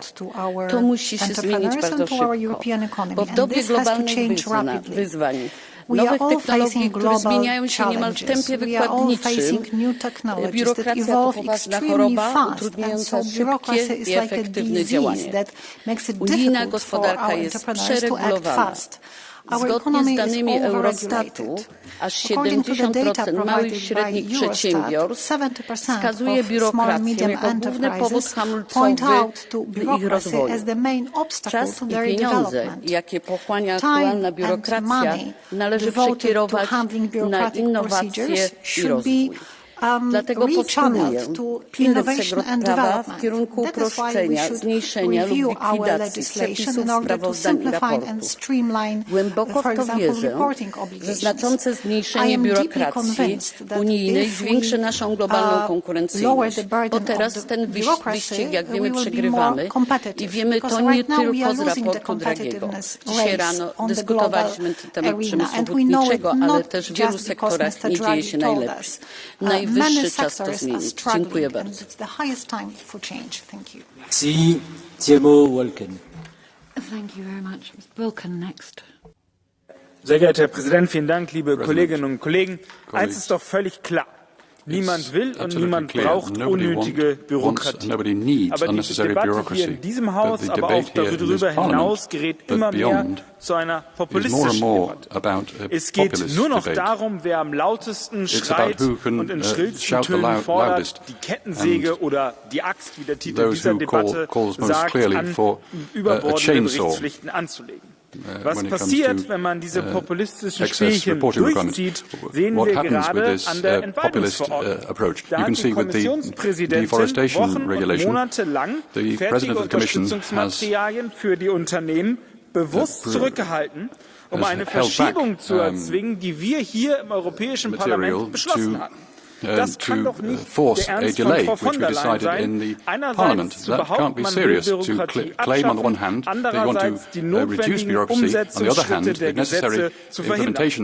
Und ich habe Sorge, dass das für andere Gesetze, wie zum Beispiel im Lieferkettengesetz, jetzt wieder passieren wird. Und deswegen lassen Sie uns zurückkehren zu einer faktenbasierten und nicht populistischen Debatte. Vielen Dank.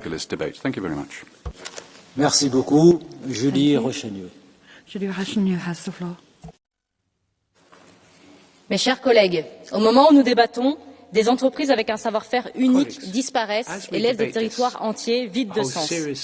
Les entreprises françaises ont toujours été à la pointe de l'innovation. Même les plus traditionnelles d'entre elles cherchent sans cesse à se renouveler. Mais elles sont soumises à des vents contraires. Une mondialisation sans règles et le zèle de réglementation européenne qui se superpose aux réglementations nationales. Alors certes, faire et défaire, c'est toujours faire quelque chose. Mais les institutions européennes et l'État français ne devraient pas oublier que quand le savoir-faire des salariés est perdu, c'est l'industrie tout entière qui est morte. Aujourd'hui, l'industrie manufacturière représente moins de 10% du PIB français. C'est un suicide collectif dont les responsables sont au premier lieu les hommes politiques, car les fonctionnaires qui décident de ces normes obéissent et suivent un cap défini par ces mêmes hommes politiques. Derrière la bureaucratie se cache toujours une idéologie et donc le politique. Le choc de simplification, les entreprises l'attendent depuis des années. Tous les chefs d'entreprise le savent, la bureaucratie tue la productivité.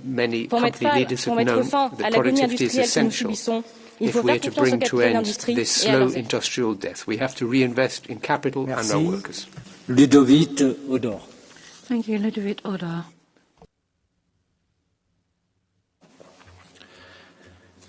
Dear Vice President, Commissioner, colleagues, for many of our voters, Brussels is a synonym for bureaucracy.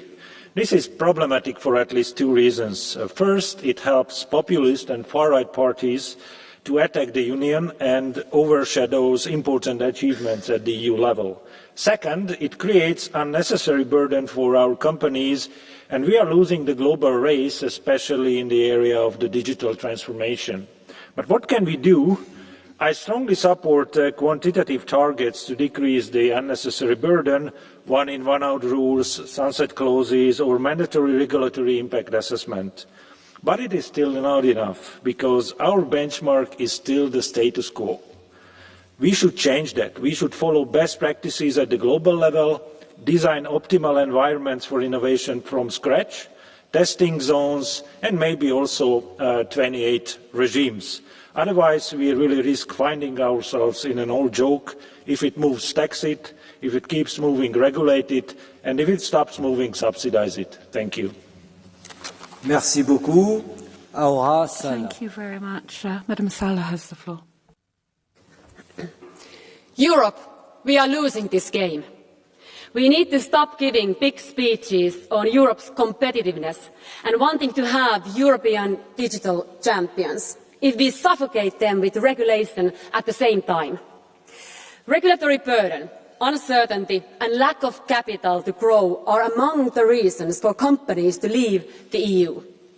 We must enable and not restrict use of data. We are losing our best and most promising companies to more agile markets. Finnish innovative startup Solar Foods is struggling to launch their products here due to our heavy approval processes.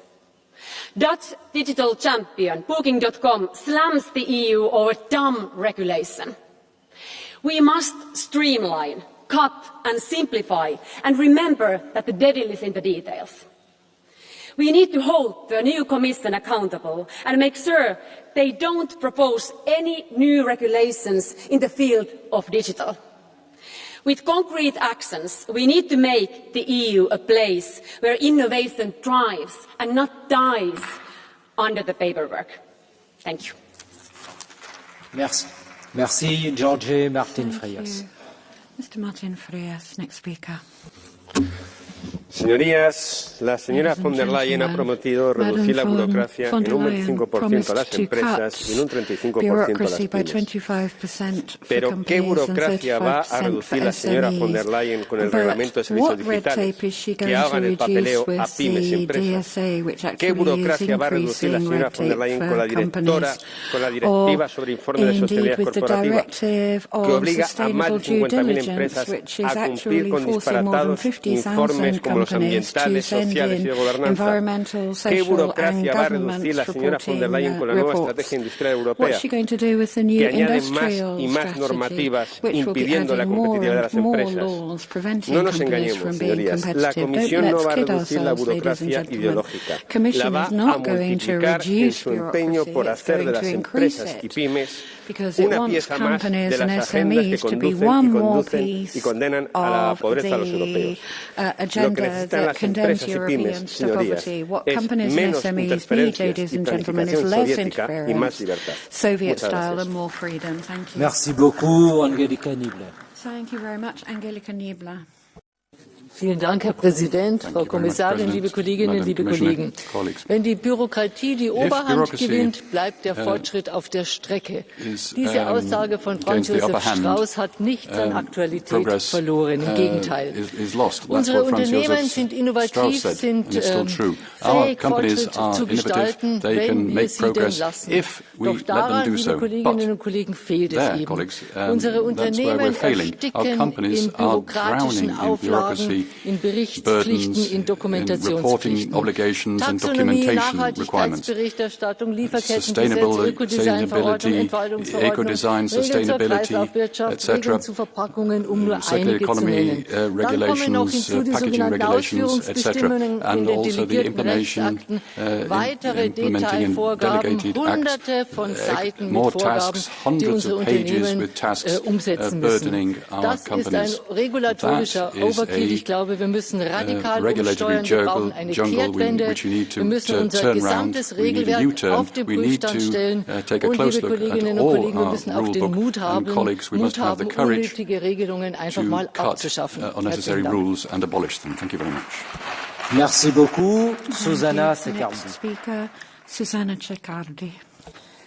Grazie Presidente. Ogni ora spesa a ricercare documenti, compilare moduli, trasmettere certificazioni, fare la fila allo sportello è un'ora sottratta all'innovazione, alla ricerca e allo sviluppo. In Italia la burocrazia ruba 312 ore a ogni piccola e media impresa. Il problema in un continente in cui le piccole e medie imprese sono il 99% del totale è comune e comunitario. La più elefantiaca delle burocrazie che ricade su imprenditori e cittadini è proprio qui, a Strasburgo e a Bruxelles. Vi faccio solo un esempio. non riguarda le imprese ma le persone fragili. In Toscana, la mia regione, le risorse per il progetto Vita Indipendente destinate ai disabili sono passate da una linea di finanziamento regionale a quella del Fondo Sociale Europeo. A causa di questa modifica, chi percepisce contributi sarà obbligato a partecipare a un nuovo bando che comporta la cancellazione delle graduatorie esistenti, la richiesta di nuova documentazione di valutazione, licenziamento di collaboratori assunti in attesa che venga forse accettata la nuova richiesta. E il disabile che non ha soldi cosa fa? Non riesce a rifare tutta la trafila, la documentazione, perde il collaboratore. E quindi dove va? A casa del governatore Gianni o da Ursula von der Leyen? They go and complain to the governor, Mr. Gianni, or Mr. von der Leyen. Isabella Tovaglieri. Thank you. Next speaker, Isabella Tovaglieri. Colleghi, in questi anni avete stabilito la lunghezza minima delle vongole, il calibro standard delle mele e il diametro minimo dei limoni. Noi ci siamo sempre opposti inascoltati a queste assurde norme autolesioniste che però costano alle piccole imprese quasi 100.000 euro e alle medie imprese oltre 700.000 euro. Risorse preziosissime che vengono sottratte all'innovazione e allo sviluppo in un momento cruciale per la competitività dell'Europa. E quindi con che coraggio oggi venite a parlarci di sburocratizzazione dopo che avete incoraggiato il delirio di onnipotenza dei vostri burocrati che in maniera maniacale hanno normato ogni singolo aspetto del settore produttivo. Chi sa fare fa e chi non sa fare norma. Però l'Italia è piena di eccellenze che sanno fare anche bene. Allora l'Europa faccia l'Europa solo dove serve, lasci invece le imprese libere di operare senza inutili zavorre normative. Solo così potremo superare e vincere le sfide della globalizzazione. That's the only way we can compete and win the challenges of globalization. Thank you very much. Last speaker is Barbara Rabonte. Beste voorzitter, collega's, de EPP roept op om de bijl te zetten in de overmatige regelgeving, iets waar ik alleen maar kan achterstaan. Maar wie leidt de Europese Unie al decennia lang? Juist, de EPP zelf. Mevrouw von der Leyen stelt dat de rapportageverplichtingen met een kwart moeten worden verminderd. Maar wie heeft die absurde verplichtingen ingevoerd? Precies, de commissie onder leiding van EPP'er von der Leyen. Ik heb het gevoel, collega's, dat de pyromaan nu brandweerman komt spelen. Collega's, de overregulering is diep geworteld in het DNA van de Europese Commissie. We hebben dus radicale veranderingen nodig om de macht van de bureaucraten te breken en de regeldrift te stoppen. Ten eerste, geef nationale parlementen een vetorecht op de EU-wetgeving. Geen dictaten van bovenaf meer. Ten tweede, neem het initiatiefrecht af van de commissie en geef het aan de raad. En ten derde, hou grote kuis in de bestaande regelgeving en draai vooral de Green Deal terug. Het is meer dan tijd om de controle terug te nemen en de overregulering uit te roeien. Merci beaucoup. Nous arrivons au terme de ce débat. Je donne la parole à Madame la Commissaire Elena Dalli. Thank you, President, and thank you, honourable members, for this debate and for your suggestions on how to further improve the regulatory environment for our businesses and citizens. The Commission is fully focused on boosting competitiveness and innovation to the benefit of Europeans and European businesses. With regard to the one-in, one-out, the effect of simplification measures contained in the Commission proposals cannot be felt before they are adopted by the co-legislators and implemented on the ground. We know that this can lead to some frustration. Therefore, we also need to be faster in delivering this change. While simplification measures have been taken and will bear fruit, we need to find a way to work together to prioritize burden relief that can take rapid effect. In the 2024-2029 political guidelines, the President announced important ways to achieve this for for this as part of the new plan to boost Europe's sustainable prosperity and competitiveness. So this shows that burden reduction, simplification and implementation will remain a top priority for us. Thank you. Merci beaucoup, Madame la Commissaire Dalli. Thank you very much, Commissioner Dalli. Le débat est à présent clos. Et l'ordre du jour appelle la présentation du rapport annuel de la Cour des comptes 2023. Et nous avons le plaisir d'accueillir cet après-midi au sein de notre Parlement le président de la Cour des comptes européenne, Tony Murphy, pour la présentation de votre rapport attendu. Et j'ai le plaisir de vous donner immédiatement la parole pour 5 minutes, Monsieur le Président.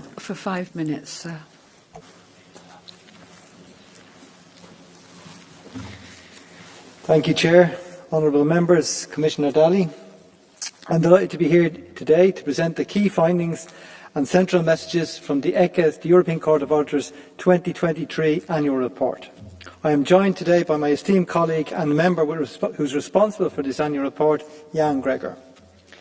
So what are the key takeaways for 2023 Annual Report? As in previous years, we provide a clean opinion on the reliability of the EU accounts and the EU budget revenue. Regarding the regularity of expenditure, we offer two separate opinions, one for the traditional EU budget and one for the RRF, reflecting the different nature of these types of spending. For traditional budget spending, there has been a noticeable error increase to 5.6% from 4.2% in 2022, resulting in us maintaining our adverse opinion for the fifth consecutive year. The cohesion policy area continues to drive this increase in our overall error rate, with an estimated level of error of 9.3% compared to 6.4% in 2022, which obviously is a significant increase. Several factors may have increased the risk of irregular spending in this area, such as time's pressure to spend at the end of an MFF period and to use the temporary possibility of 100% co-financing, as well as competing EU funds pressures. In 2023, RRF expenditure totaled €53.6 billion.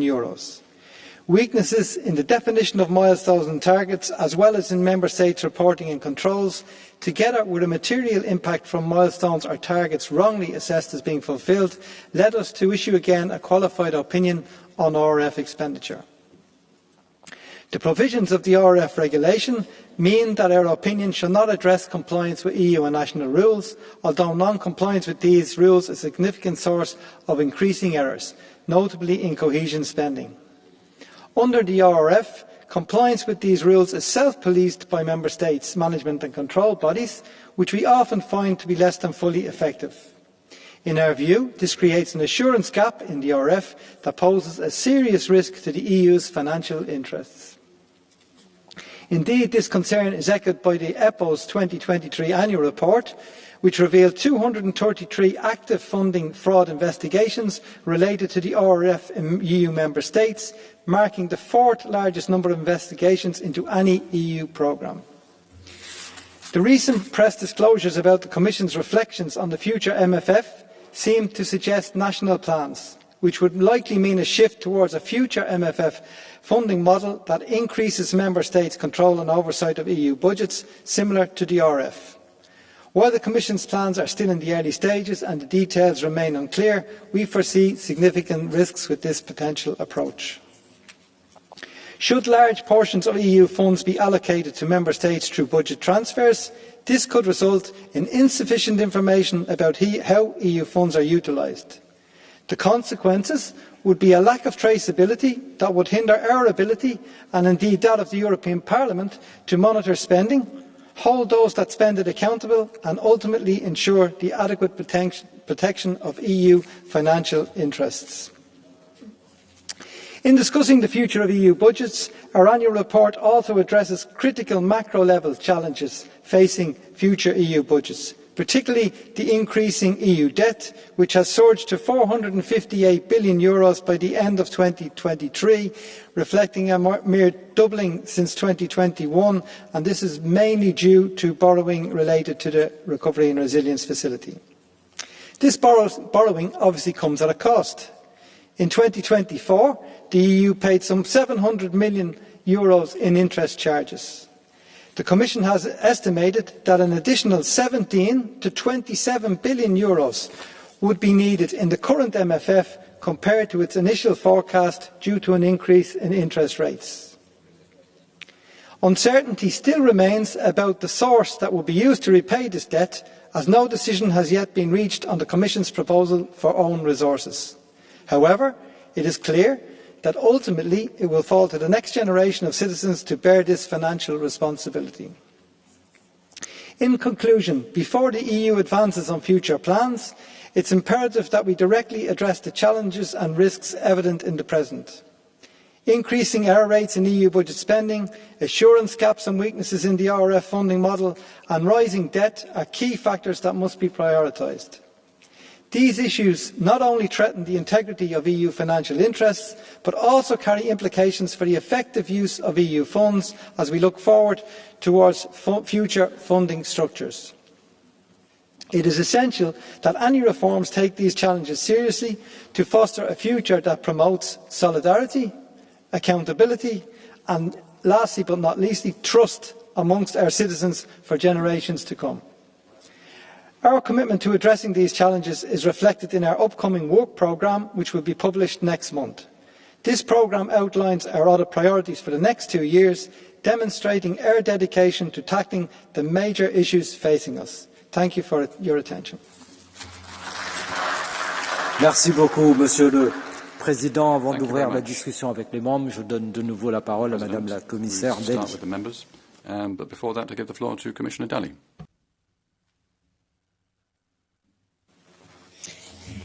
Thank you, President, dear honourable members, dear President of the European Court of Auditors. I thank you for the invitation and for giving the Commission the opportunity to comment on the Court of Auditors 2023 annual report. The crises and emergencies that the European Union budget has been called to address over the last years put our budget under considerable pressure. 2023 was no exception, of course. In this context, like in previous years, the Court has provided a clean opinion on the EU accounts, concluding that our figures are complete and reliable. The Court has also concluded that the revenue transactions, administrative expenditure and direct payments to farmers, the bulk of the common agricultural policy, continue to remain free from material error.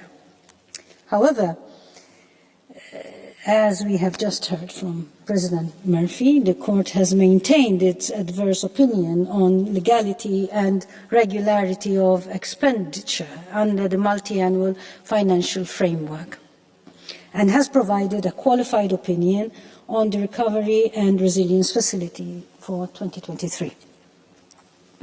The Commission takes note that, according to the Court's estimation, the level of error for MFF expenditure increased to 5.6% in 2023 from 4.2% in 2022. The main driver behind this increase is the increase in the level of error reported for cohesion policy, which represents a significant portion of EU spending.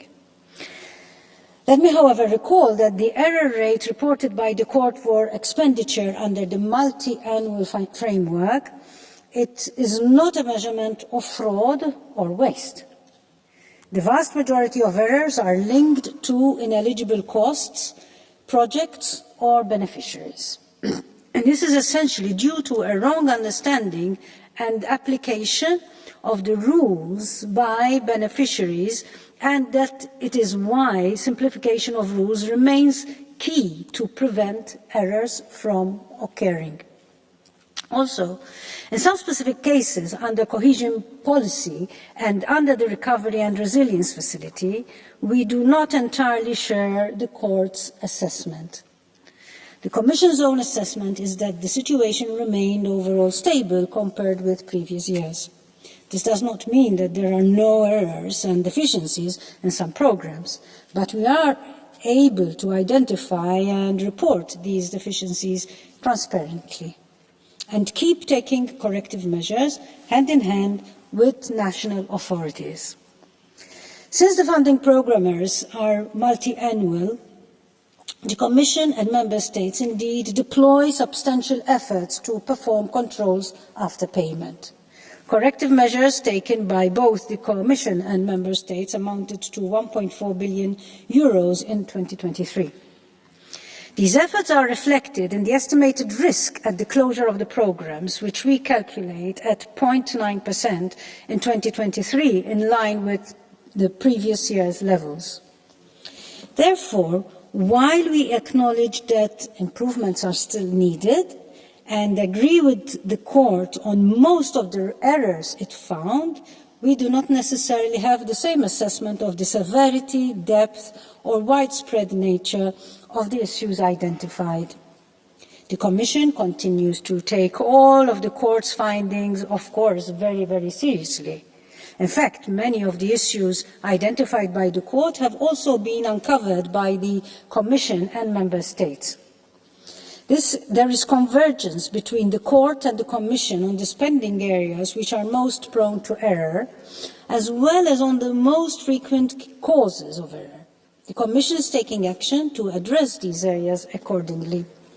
The Commission shall therefore continue to provide support and guidance to beneficiaries and authorities benefiting from or implementing European funds. It shall also continue simplifying rules, streamlining procedures and enhancing control systems, including by using more automated checks. As I always say, the solution is not through more controls, but through better and more effective controls. So the Commission remains committed to proactively discussing with the Court how we can best reconcile our respective assessments and reach a common ground while preserving each other's role and prerogatives. Thank you. Merci beaucoup, Madame la Commissaire Dalli. Thank you, Madam Nous ouvrons la Dalli. discussion avec les prises de parole pour les groupes politiques. With the pour speakers le for the groupe political PPE, groups, Thomas the EPP group, Thomas Zdechovský. Vážená paní komisařko, vážení členové Evropského účetního dvoru, dámy a pánové, víte, dovolte mi na začátku poděkovat nejdřív Evropskému účetnímu dvoru. Jeho standardy v oblasti auditu jsou velmi vysoké a já moc krát děkuji, že nás reprezentuje takovéhle těleso v Evropské unii, které se snaží právě svou metodiku srovnat s mezinárodně uznávanými standardy ve všech vyspělých zemích světa. Evropský účetní dvůr tvrdí, že míra chybovosti rozpočtových výdajů je 5,6%. Evropská komise oproti tomu tvrdí, že pouze 2%. A my členové kontrolního výboru máme pak dávat absolutorium Evropské unie. Tato situace je neudržitelná. Už léta komise slibuje, že sladí svou metodologii chybovosti s Evropským účetním dvorem. Už léta Evropská komise slibuje nápravu, ale skutek utek. My prostě potřebujeme, aby si Evropská komise uvědomila, že peníze, které vyplácí v rámci ročního rozpočtu, mizí někam a my mnohdy nevíme kam. Mnohdy zaplatíme cesty, které nikam nevedou.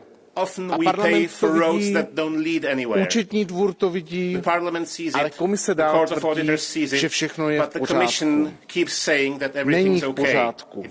A my chceme, aby se vlastně na základě této diskuze i komise zamyslela a změnila to, protože současný stav považujeme dlouhodobě za neudržitelný. Děkuji za pozornost. Merci beaucoup, chers collègues. Pour le groupe socialiste et démocrate, José Cepeda. And Democrat Group, José Cepeda. Presidente, muchas gracias, señora Dalli. Un placer compartir este debate con ustedes. También quiero agradecer al Tribunal de Cuentas, al señor Tony Murphy, en concreto al señor McGregor, que ha hecho este informe tan óptimo y, desde luego, con el que, en buena medida, nos parece que es una labor imprescindible en el trabajo de las cuentas de la Unión Europea. Pero, sin lugar a dudas, nos parece también que la década digital y, en concreto, el Pacto Verde es una de las estrategias más importantes que tenemos precisamente para buscar la soberanía digital de la Unión frente al contexto geopolítico internacional que estamos viviendo. Y en ese sentido nos parece que es esencial, desde luego, asegurar que los fondos europeos sean desarrollados y ejecutados de una forma eficiente, eficaz y transparente. Nosotros, desde luego, nos parece que tiene que haber un cierto equilibrio, ¿no?, entre lo que es el control y la simplificación normativa, como hemos visto a lo largo de esta mañana. Pero queremos hacer una apuesta fuerte por la transformación digital, intentando evitar brechas y, sobre todo, lo más importante, darle una cobertura de seguridad a nuestros ciudadanos para evitar también las grandes ciberamenazas que hoy ya se están convirtiendo en una realidad. Muchas gracias. Merci beaucoup, chers collègues. Xabat Omodor pour les Patriotes. Köszönöm, elnök úr! Tisztelt képviselőtársaim! A számvevőszéki jelentés agrárpolitikai vonatkozásairól szeretnék szólni. A jelentés javasolja annak vizsgálatát, hogy mennyire hatékonyak a területalapú támogatások. Korlátoznak is az ilyen kifizetéseket. A jelentésben foglaltak kísértetiesen hasonlítanak a stratégiai párbeszéd nevű dokumentum megállapításaihoz. Ez a közös agrárpolitika jövőjéről szól, és az Európai Bizottság elnöke rendelte meg. A szerzők, akik között elvétve találunk csak gazdát, már a számvevőszék esetleges vizsgálata előtt kimondták azt, hogy a terület alapú támogatásokat meg kell szüntetni. Csak reméljük, hogy a ma tárgyalt számvevőszéki jelentéssel nem ennek előkészítése zajlik. Ha a számvevőszék felülvizsgálat alá vetné a terület alapú támogatásokat, akkor saját magának is ellentmond, ugyanis a számvevőszék maga állapítja meg, hogy az agrártámogatások közül épp a terület alapú támogatások között a legalacsonyabb a kifizetési kockázat. 1,5%-os, szemben a vidékfejlesztési támogatások közel 3%-ával. Így hát valójában nem is hatékonysági problémáról van szó, hanem valami másról. Arról, hogy a gazdákra akarják helyezni annak a terhét, hogy a pénzt másra költik. Az európai gazdák sokféle kihívással szembesülnek, bevételeiket veszélyeztető masszív import, aszálykárok, klímaváltozás, járványos állatbetegségek. Támogatásra, még több támogatásra van szükségük, nem arra, hogy még a meglévő támogatásaikat is elvegyék. Köszönöm a figyelmet. Merci beaucoup pour les conservateurs et réformistes. Conservatives and reformists, Dick Eriksson. Tack, herr talman. Revisionsrättens årsrapport är alarmerande. Förra årets svinn på över 150 miljarder kronor är oacceptabelt och något radikalt måste göras. Vi behöver kraftigt minska den överdimensionerade EU-budgeten. När beloppen är så ofantligt stora och tidsramen är knapp för att spendera de här pengarna hänger inte kontrollmekanismerna med. Sverigedemokraterna varnar för just detta när långtidsbudgeten och coronafonden godkändes. Miljarderna som spenderas felaktigt hade istället kunnat användas för att öka tryggheten till rättsväsendet, till sjukvården och till gränsbevakningen. De hade kunnat använda de här pengarna på ett bättre sätt än bidragsentreprenörerna. Det är dags för beslutsfattarna att börja ta EUs budgetprocess på allvar och att Sverige måste lära sig att använda vetorätten. Varje euro som försvinner är en stöld från folket. Every euro lost is being stolen from the population. Olivier Chastel. Thank you very much. Olivier Chastel for the Renew Group. Monsieur le Président de la Cour des comptes, Madame la Commissaire, chers collègues, le rapport annuel de la Cour des comptes a amplifié bon nombre de mes préoccupations. Un taux d'erreur global toujours plus important à 5,6%, un taux d'erreur stratosphérique pour les fonds de cohésion à 9,3% et le montant du reste à liquider qui continue sa course folle et culmine à 543 milliards. Par ailleurs, j'ai lu, comme tout le monde, que la Commission envisageait de moderniser le budget européen afin de le rendre plus flexible, plus souple et de réduire les contraintes administratives. Nous verrons ce qu'il en sera, mais le Parlement doit rester attentif à un cadre réglementaire clair, précis, efficace, afin de permettre toute détection systématique des erreurs et des fraudes, notamment via une digitalisation systématisée des processus et des contrôles, l'utilisation des outils de data mining et une meilleure coopération des États membres. Nous en avions déjà besoin hier, nous en aurons encore plus besoin demain, vu les sommes en jeu avec les nouveaux instruments tels que Next Generation et les nouvelles priorités en matière de réindustrialisation, de défense et d'aide à l'Ukraine. Merci beaucoup, cher Olivier Chastel. Daniel Freund pour le groupe des Verts, Alliance Libre Européenne. For the group of the Greens, Thank you, European President, Free dear Alliance. colleagues. I'm a numbers guy, and I love the annual report of the European Court of Auditors because it's full of numbers, and in these numbers there are really quite interesting stories about fraud and corruption in the European Union. Bear with me, I think it will be interesting indeed. So on page 375 of the report, and I quote, 2023, the European prosecutor had 206 active investigations related to RRF funds and estimated potential damages of over 1.8 billion. And now, careful, 75% of these cases are coming from Italy. 75%. And now a quiz. Who has been the minister in charge of these funds in Italy during the time of the report? So hint, it is the same person that is now being designated to be the executive vice president of the European Commission, responsible for 2/3 of the EU budget. Mr. Fitto from the Italian extreme right. So the guy who messed it up in Italy is now supposed to take over the responsibility for the entire EU. Dear colleagues, I think that's not a good idea, and I'm not sure we can afford Mr. Fitto in this role.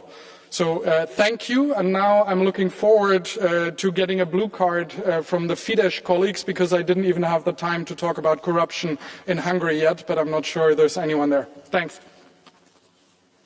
Merci. Nous poursuivons pour le groupe de la gauche, Jonas Sjöstedt. Tack, herr talman. Jag vill börja med att tacka revisionsrätten och dess ordförande Tony Murphy för dess arbete. Det är en dyster läsning att läsa årsrapporten. Felprocenten ökar, inte minst inom sammanhållningspolitiken. Men det som sticker ut, det som är särskilt allvarligt, det är kritiken mot återhämtningsfonden, RRF. För här finns ingen felprocent när man inte kan spåra betalningarna. Här finns däremot konstateranden från revisionsrätten om en betydande greenwashing. Det som skulle ha gått till klimatinvesteringar går till någonting annat. 233 fall har redan hamnat hos EUs åklagare EPPO. Vi vet att detta bara är början. Det finns i själva verket mycket lite koppling mellan pandemin och återhämtningsfonden. Det vi ser framför oss är en sorts budgetstöd till åtgärder som sannolikt hade genomförts i alla fall till stor del. Det allvarligaste här, det är att inför denna mycket grundliga och seriösa kritik så är EU-kommissionen närmast avfärdande. EU-kommissionen viftar undan kritiken mot konstruktionen av återhämtningsfonden. Och istället så verkar det som att man överväger att framtida långtidsbudgetar ska konstrueras på ett liknande sätt. Efter de här utvärderingarna, efter den förödande kritiken mot RRF, så borde alla sådana planer läggas där de hör hemma, i en papperskorg. Tack, herr talman. Merci beaucoup, cher collègue Niklas Herbst. Thank you, Mr. President. First of all, I would like to express my gratitude to Tony Murphy and Jan Gregor and everyone else involved at the Court of Auditors for their independent, high-quality work in preparing the annual report.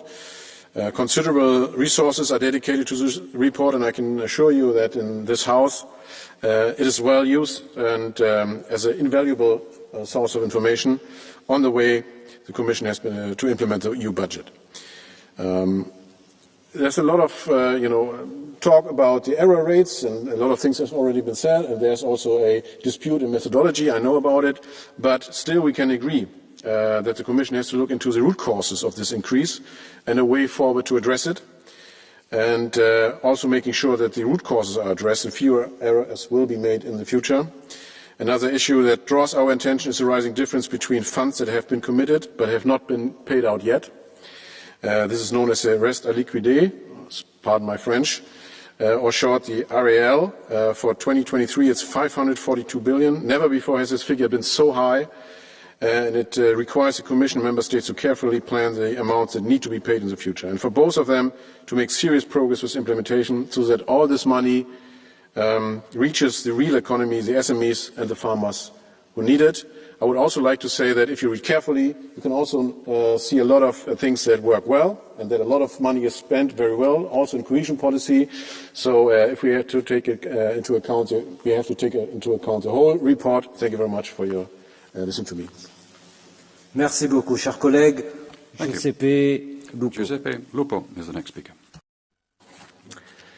Grazie Presidente. Ho apprezzato la relazione e il lavoro svolto dalla Corte dei Conti, in particolare per le valutazioni espresse in relazione ai rischi connessi ai costi aggiuntivi del finanziamento dell'RRF. È noto infatti che a causa del rapido aumento dei tassi di interesse i costi aggiuntivi dell'assunzione dei prestiti dell'RRF nell'ambito dell'attuale QFP potrebbero oscillare tra i 17 e i 27 miliardi di euro. Per fronteggiare questi maggiori costi ritengo necessario prevedere nuove entrate proprie e avvalersi al contempo del cosiddetto meccanismo a cascata previsto dall'accordo con il Consiglio del febbraio scorso che ha dato vita allo strumento euro. Altrimenti l'unica alternativa saranno i tagli al bilancio che non possiamo consentirci, anche perché questo è un bilancio già indebolito dall'inflazione. L'economia europea, come dice il rapporto Draghi, si rilancia con gli investimenti e non con i tagli. Grazie. Merci beaucoup, Virginie Joron. Thank you very much, Virginie Joron. Collègues, Madame la Commissaire, Monsieur le Président de la Cour des comptes, je vous remercie pour votre excellent rapport qui est très utile ici pour nous tous. En France, c'est la douche fiscale, la France est ruinée, mais ici à Bruxelles, on continue à se faire plaisir et je vais vous donner 3 exemples. Est-ce que les Français savent que notre argent est utilisé pour construire des garages à vélo en Europe de l'Est? Est-ce que les Français savent que Bruxelles a accepté une facture de 6 millions d'euros d'une ONG qui payait son essence jusqu'à 62% plus cher que le prix en Afrique? Est-ce que les Français savent que Bruxelles a envoyé 2 fois plus d'argent en Afghanistan après la prise de Kaboul par les talibans qu'avant? Pendant que nos soldats se battaient, finalement, ils sont morts pour rien. Mais si on regarde de plus près quelques chiffres de ce rapport, c'est juste effrayant. 91 milliards d'engagements pour les retraites des technocrates, 104 milliards d'euros de dépenses à haut risque, 458 milliards d'emprunts, soit 110 milliards de plus en un an, 712 milliards d'euros de relance post-Covid hors budget, un plan fantôme sans aucune traçabilité financière. Même la Commission dit qu'elle ne sait pas qui sont les bénéficiaires finaux. Les dettes de Bruxelles prennent l'ascenseur et les Français vont prendre les escaliers pour les rembourser.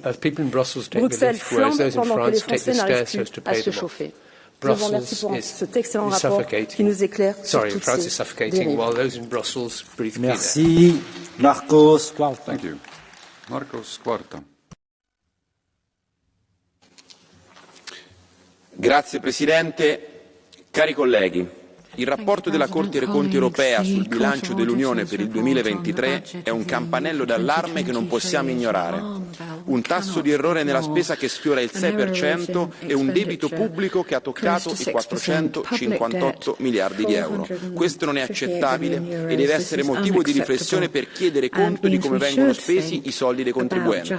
Mentre i cittadini infatti vengono aggravati da regole sempre più stringenti, pensa alle auto elettriche, alle case green, ai vincoli di bilancio, l'Unione continua a mostrare una gestione dei fondi inadeguata. Questi dati ci impongono controlli più rigorosi e soprattutto una responsabilità responsabilità più forte da parte delle istituzioni europee. Non possiamo più accettare che i sacrifici dei nostri cittadini vengano vanificati da una gestione finanziaria inefficiente.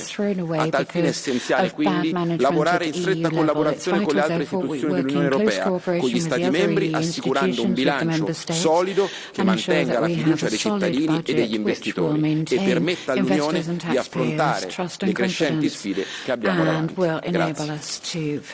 Merci beaucoup, cher collègue. Joachim Streit. Thank you very much, colleague Joachim Streit. Vielen Dank, Herr Präsident, liebe Kolleginnen und Kollegen, werte Frau Kommissarin, sehr geehrter Herr Präsident Murphy. Die jüngsten Ergebnisse des Rechnungshofsberichts machen mir große Sorge. Eine Fehlerquote von 5,6% ist weit über der akzeptablen Schwelle und stellt eine Gefahr für die verantwortungsvolle Haushaltsführung dar. Diese Zahlen zeigen, dass die europäische Politik nicht länger dem Prinzip mehr Geld hilft mehr folgen kann. Noch höher ist die Fehlerquote beim RRF. Das sind die Finanzhilfen und Darlehen für die Reformen in den Mitgliedstaaten. Wenn rund ein Drittel der Zahlungen die festgelegten Bedingungen nicht erfüllen, ist das ein Skandal und besteht hier dringender Handlungsbedarf. Es ist dringend nötig, die Effizienz aller Programme zu überprüfen und sicherzustellen, dass jeder Euro seinen Zweck erfüllt. Mit Blick auf die steigende Verschuldung der EU, die inzwischen 460 Milliarden Euro erreicht hat, ist Vorsicht geboten. Europa darf sich nicht in eine Abhängigkeit von zusätzlichen Schulden begeben. Stattdessen brauchen wir eine solide Finanzplanung und klare Prioritäten, um Stabilität zu gewährleisten. Ich fordere daher die Europäische Kommission auf, ineffiziente Programme zu überprüfen und einzustellen. Weniger Bürokratie und mehr Effizienz müssen unser Ziel sein. Merci beaucoup. Thank you very much. Giuseppe Antocci. Giuseppe Antocci. Grazie Presidente, grazie Direttore Murphy. Il report di oggi è allarmante e mette in luce una grave discrepanza nella segnalazione delle frodi, dei fondi e i danni per il dispositivo per la ripresa e resilienza. È inconcepibile che nessuno Stato membro abbia segnalato frodi nel 2023, mentre EPPO ha in corso 233 indagini con danni potenziali per 1 miliardo e 800 mila euro, di cui ahimè il 75% riguardano l'Italia. Questa situazione solleva gravi dubbi sulla trasparenza e l'efficacia dei controlli interni degli Stati membri e solleva interrogativi critici sul monitoraggio e controllo che richiedono un'azione da parte dell'Unione Europea immediata. È nostro preciso dovere proteggere le risorse dell'Unione Europea e garantire che le risorse destinate ai cittadini europei siano gestite con il massimo rigore. Dobbiamo agire con urgenza e rafforzare i meccanismi di controllo, prevenendo corruzioni e frodi. Merci beaucoup, cher collègue. Monika Hohlmeier. Monika Hohlmeier. Lieber Herr Präsident, liebe Kommission, aber ein besonders herzliches Grüß Gott geht an den Europäischen Rechnungshof, an Präsidenten Tony Murphy und an sein gesamtes Team und den Berichterstatter Jan Gregor und sein Team. Herzlichen Dank für diesen wirklich wertvollen Bericht, der für uns eine exzellente Grundlage ist.